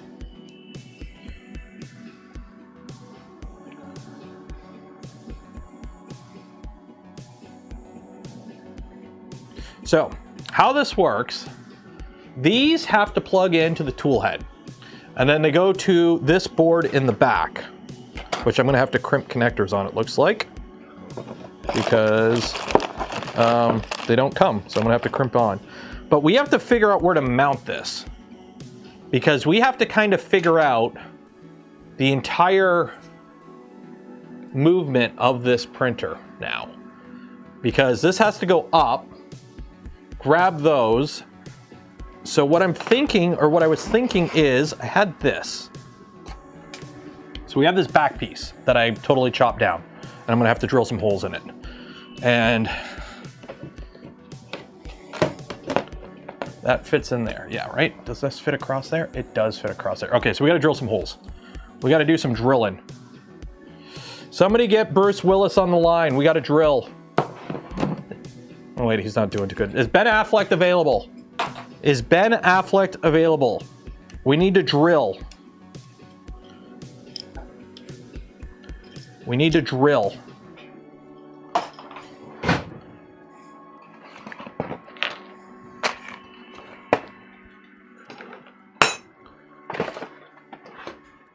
So this is gonna have to go like this. Okay. So you're gonna go right like that. Yeah, so we're gonna have to drill. Is that, are we right on for size for size? We are on for size for size, good, okay. A little bit of fractures on that side, but that'll be okay. So, we need to drill. Quick train miners to be astronauts, quicker than doing it the other way. I know, I love that movie for that. Okay, so what I have to do now is we're gonna do some drilling. You're gonna go there, you're gonna go there.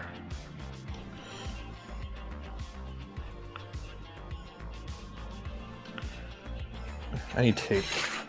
I need tape to do this. I need some, like, this kind of tape will do.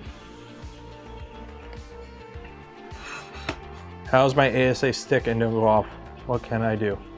How my ASA stick and don't go off, what can I do? Clean bed.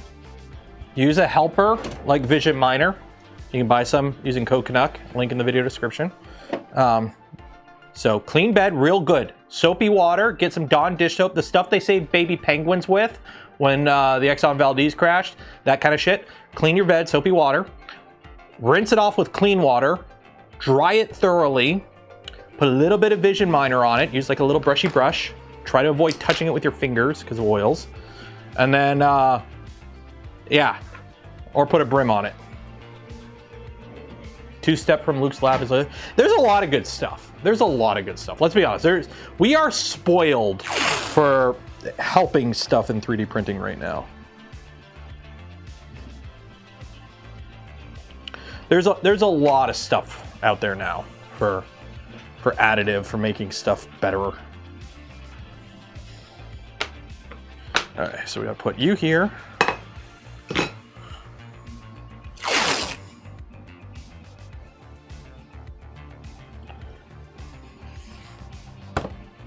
You there.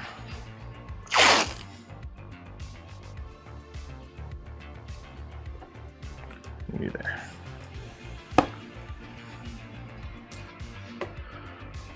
Run water until the water sheets off evenly in the same way across the whole build plate, otherwise you may have some soap left. Yeah, you want to make sure you have no soap residue, because soap isn't sticky. Soap isn't sticky. So now, oh man, I wish I had some way of marking. I wish I had like a 10mm. I wish I had some way of scribing a 10mm line across the entire surface on this. That would be really helpful right about now, is being able to scribe a 10mm line right across the whole edge so that I know exactly where to drill. So what you do is you take your calipers and lock them at 10 mil and just kind of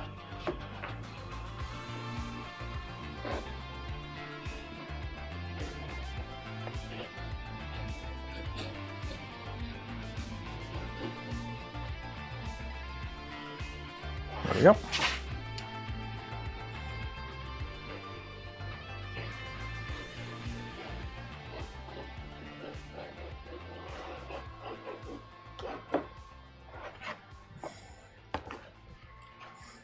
How many holes should I put in this? Oh, this side's gonna be F because this side I cut by hand. So this side's a little F'd. Okay, so now I need to get a drill bit. I need to get my drill. I think it's downstairs. Let me go grab my drill bit.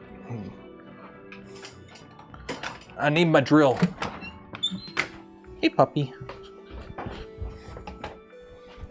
Where is it? There it is. Grab you. I need a batteria. Batteria, where's my batteria? Is it in the bunker? It is in the bunker.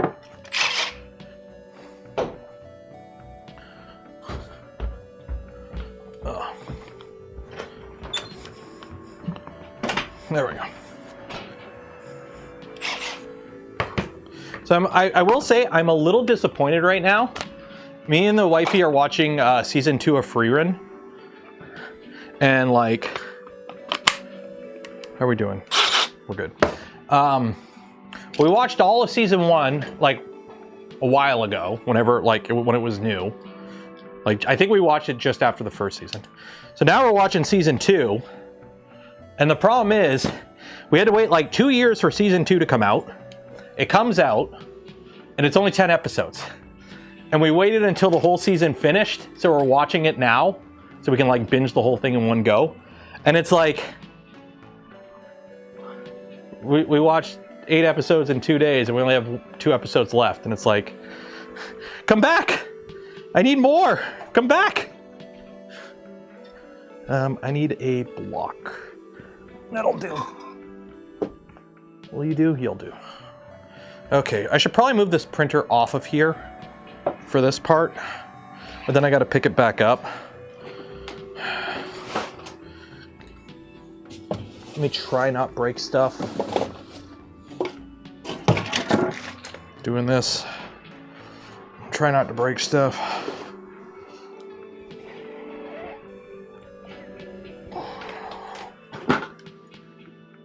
There we go. Don't break. Ah, dang it. I broke stuff. Okay, whatever. Okay, so this is going to go like that. So we need to mark where we're going to drill some holes. So we'll do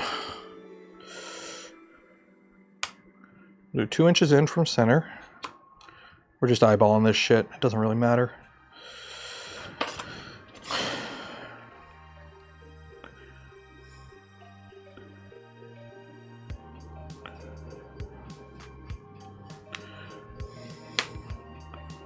And then 6 inches in from that.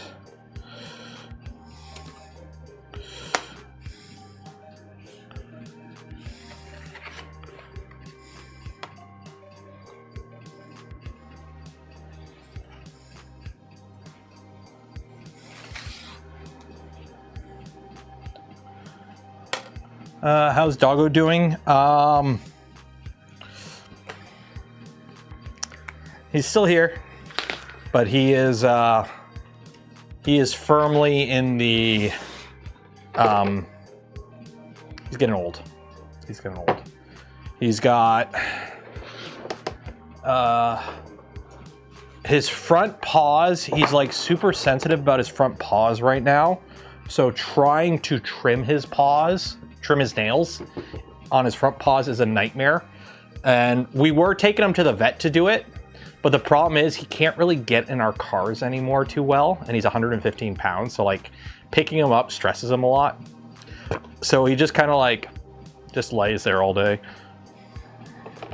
And he's got like bodily function issues. He's a 14-year-old 115-pound Shepherd Husky mix. He's old.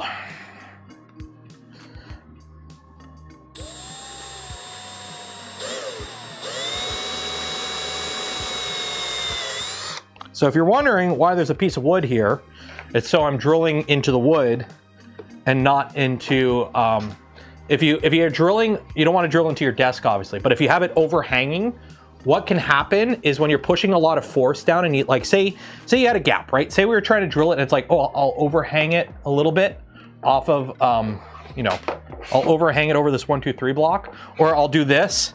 You're flexing the plastic and it can break.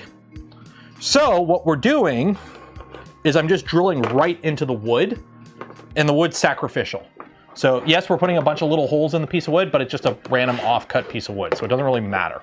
So this way, you're not flexing your material at all, and you're less likely to crack it or snap it. It's a big dog. He is a big dog.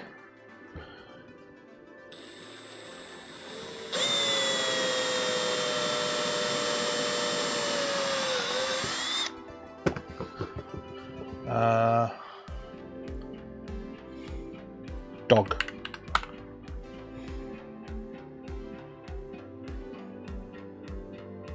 Google image search of my own images sucks. German Shepherd dog. There we go, more pictures of him. There we go. Here's a picture of him. This was last summer. He's a good boy. He's a good boy.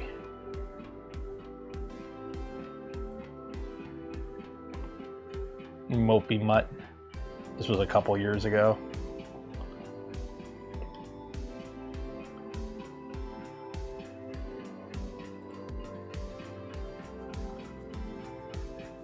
And if you're wondering why this is him in, oh my god, whose car is this?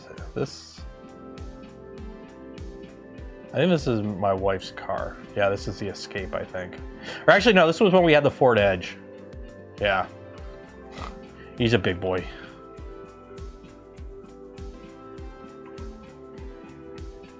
Big floppy ears. Your Vivid experience has been a nightmare. Mine has been pretty good. Mine has been pretty good so far. I haven't done a ton of time on it though. We might do that Friday. We might do a print and chill with the Vivid Friday because we haven't done it. But, I mean, once we got it set up, I've had no real issues with mine.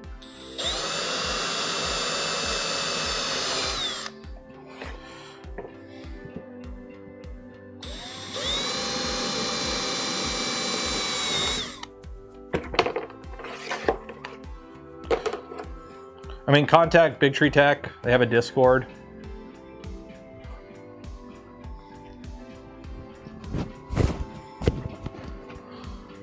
You had to update Clipper. Okay, so here's the thing. Are the problems with your Vivid related, or are they everything else related? Because like all the problems we had setting this up were all related from here down, which the Vivid has no control over. So updating Clipper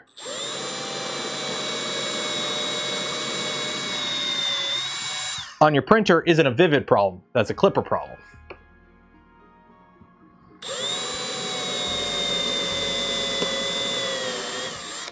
Oop. We good? Okay, we're good. Making sure I don't crack it.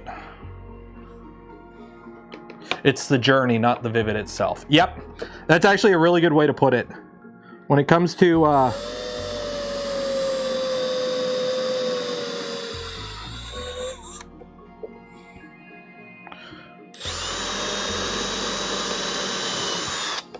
when I finally get around off my butt to doing a video on the Vivid, I'll mention, that's a good way of describing it.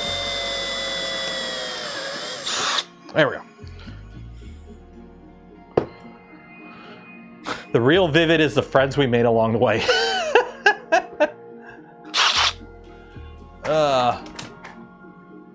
Can you skip the preheat and just go to print? Like, come on, skip the preheat, go to print.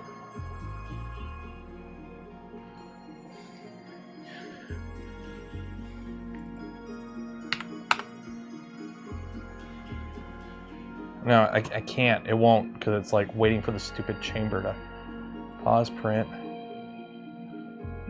Whatever. Downloads.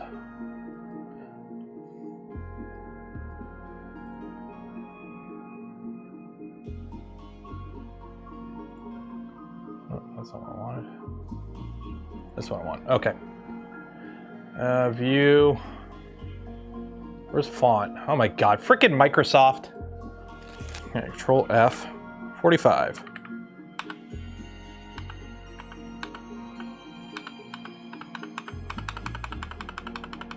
What is all this shit? Oh my god, oh my god.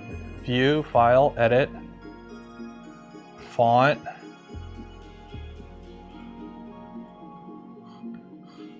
There we go. Okay. There we go. Okay. What is all this shit? Okay. So I need my print start. So I'm trying to find the stupid... Okay. Oh wait, maybe I could just turn it off in here. Because it would probably be in here. Cooling. Is there a chamber temperature thing? Is there a chamber temperature thing? Filament. Anyone see a 45? Where would chamber heater be? Because it's picking up a turn something to 45. Maybe it's in here?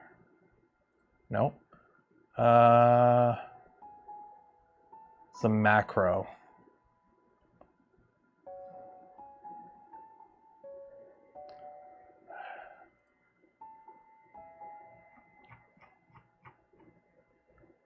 External perimeter, extrusion width, all this shit. Okay. There we go. December. There we go.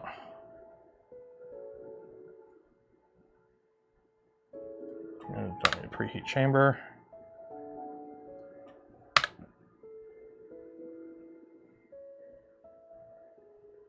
There we go. File, save. There we go. What time is it anyways? Ooh, whoa, shoot, we'll put this on or we gotta do the giveaway. So if you haven't entered for your chance to win some Polymaker filament, do so now, because we're gonna be doing the draw in like 5 minutes, if that. We're doing the draw at 2 o'clock. So if you haven't entered for your chance to win some Polymaker filament, do so now, because we're gonna do the draw at 2. Shorter stream today, it is what it is. If you haven't entered, link at the video, scroll down, video description, enter for your chance to win some Polymaker filament. While you're down there, don't forget to like the smash button, ring the bell, subscribe if you're not subscribed, and hey, if you want to help support the channel, the content I create, and the things I do because you like this content, consider becoming a channel member, a Patreon supporter, or if you are really cool, gifting memberships to others. It's the best way to support the channel, because those that are channel members get little bonuses. You get videos early, extra channels on the Discord. We do members only streams that you get to hang out in, that kind of stuff. Okay. So.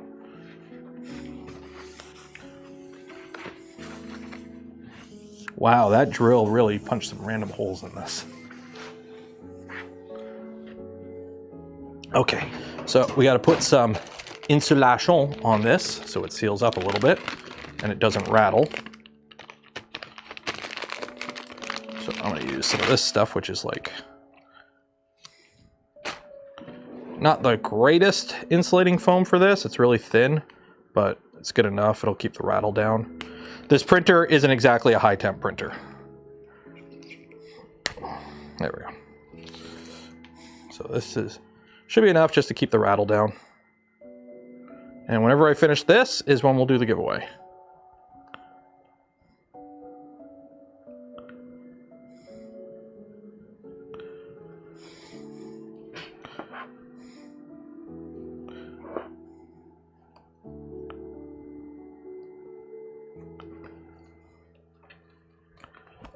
Is there anything going on this week? Oh no, tonight, Starliner can't get into space. Artemis is coming back tonight. That's what it is. Artemis is coming back tonight. So if you're like me and you're a space person, you're a space nerd, Artemis is coming back into land in the ocean tonight. So I think it's like 7 o'clock. So if that's your thing, I would stream it on Twitch, but it's just me and the little guy tonight, so I don't think I'll be able to do that.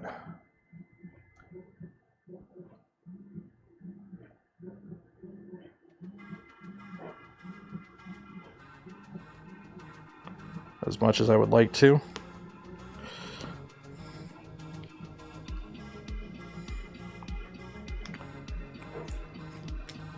What am I doing? We're putting a foam gasket on a back panel that's going to go on a printer, and then we'll continue on Friday with the stealth changer. So Friday will be a stealth changer day because I owe you guys getting this thing done.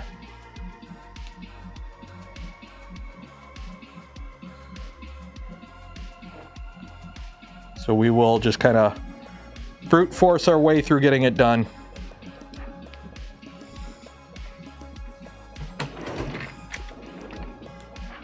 There we go.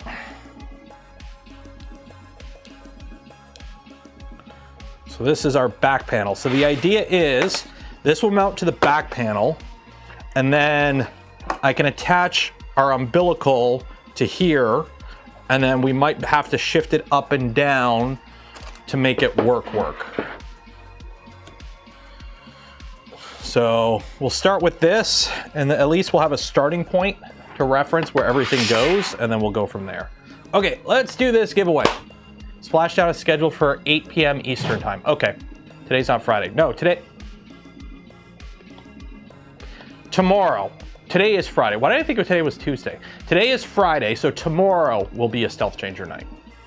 Stealth changer Friday. Saturday. I don't know. I don't know anymore. Who knows what's going on anymore? Does anyone know what's going on in the world anymore? Ooh. Although it will be nice to watch another one of these guys launch. You know what? It's kind of funny. I've kind of got a soft spot now for the Blue Origin rocket. The New Glenn, or not New Glenn, New Glenn. It is growing on me. The New Glenn rocket, like, yeah, Starship is, pretty cool. But New Glenn is functional and operational, and they're actually putting payloads in orbit. It's actually doing rocket stuff instead of just, like, testing.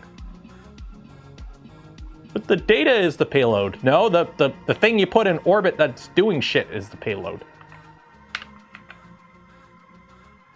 Okay. Okay, let's launch marbles. Oh, what's going on? Shut down due to webhook request. No idea what that is, but the printer's printing. Yeah, they're already reusing a booster, I think, on their third flight or something like that. So good for them. Good for them. Okay, we got 241 names. Randomize. 241. No, we gotta do. No, not that one. We'll do this one. Bots 241. Play. Forgot how much this shakes the damn desk. So how this works is if you win, you get a spool of filament from Polymaker. But if I pick your ball and you win, you are the luckiest ball in the world because you get a free hat. So good luck to... No, I can't. Oh, wait, I can't look at the names. Sorry. Can't look at the names. Can't look at the names. This one. Pips85. If you win, you get a free hat. Good luck. Exclamation mark zoom zoom makes your ball go faster. Exclamation mark gullible makes everyone else go slower. And if you like the smash button, ring the bell, and are subscribed to the channel, it actually greases your ball up. It makes it go even faster. Super faster. Falcon 9 and Falcon Heavy. Yes, but they're not Starship.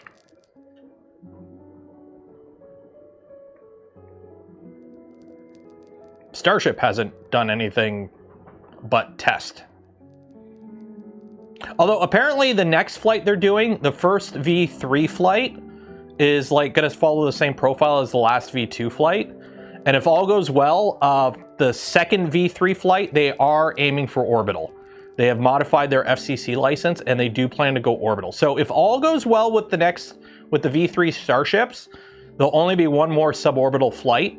And they actually already have the second booster nearly built, or the second ship for V3 nearly built. So if all goes well, we may see a Starship launch followed by a second one soon after, if all goes well. Of course, it all could blow up and take out the pad and then we won't see anything for a year, but who knows? Oh, who's in the lead? Who's in the lead? Beep Dog is in the lead. Lube me up, Buttercup. I don't think it works that way, but Oh, there we go. There we go. Beep dog. Oh, no. Sam's magic. Oh, no. Oh, no. Oh, no. Oh, no. Oh, no. Candace Wilson 10. Why is your name a first name, a first name? Are you Candace Wilson? Oh, Candace Wilson from Tennessee. Oh. There's a thing called OPSEC. You might not want to dox yourself by having your username be your first name, your last name, and the state you live in. That's kind of an OPSEC thing. But either way, you did get a spool of filament from Polymaker. So congratulations, Candace Wilson 10 from Tennessee. OPSEC is a thing. You may want to sanitize your online names. Yeah, to be fair, yeah, that's actually true. My brother-in-law, because he's a teacher, he has like a Facebook account and everything, but it's like literally a made-up name and a made-up picture. It's like a made-up first name, a made-up last name, and some random picture he found on like a website. And it's like if you know him, you know him. And that's his Facebook. But if you don't know him, like if you're like his student, you're trying to find his Facebook, you can't find it because it's not him. Which I don't blame him.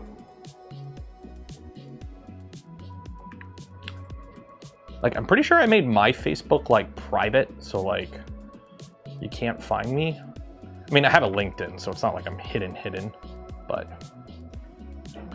Oh, teacher. Oh yeah, if you're a teacher, yeah. Oh, I totally understand that. I totally understand that.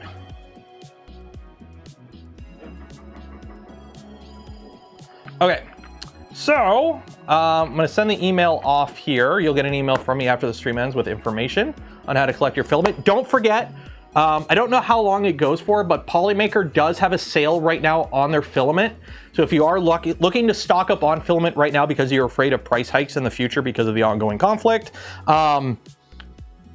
stock up with Polymaker, 15% off for 5 spools or more, 25% off for 10 spools or more. There is a link in the video description for Polymaker. Click the Easter sales button at the top right. It'll take you to the sale page. I'm pretty sure it's all their filaments on sale. So if you're looking to stock up, now's a good time to do that. And let's be honest, the price ain't going down anytime soon, and it's on sale. So you might as well stock up, help support the channel at the same time. Shout out to Polymaker. They're great folks. They give us a spool that we give away every stream. Also, huge shout out to LDO Motors. The Stealth Changer stuff is from LDO Motors, so if you are interested in that, check out LDO.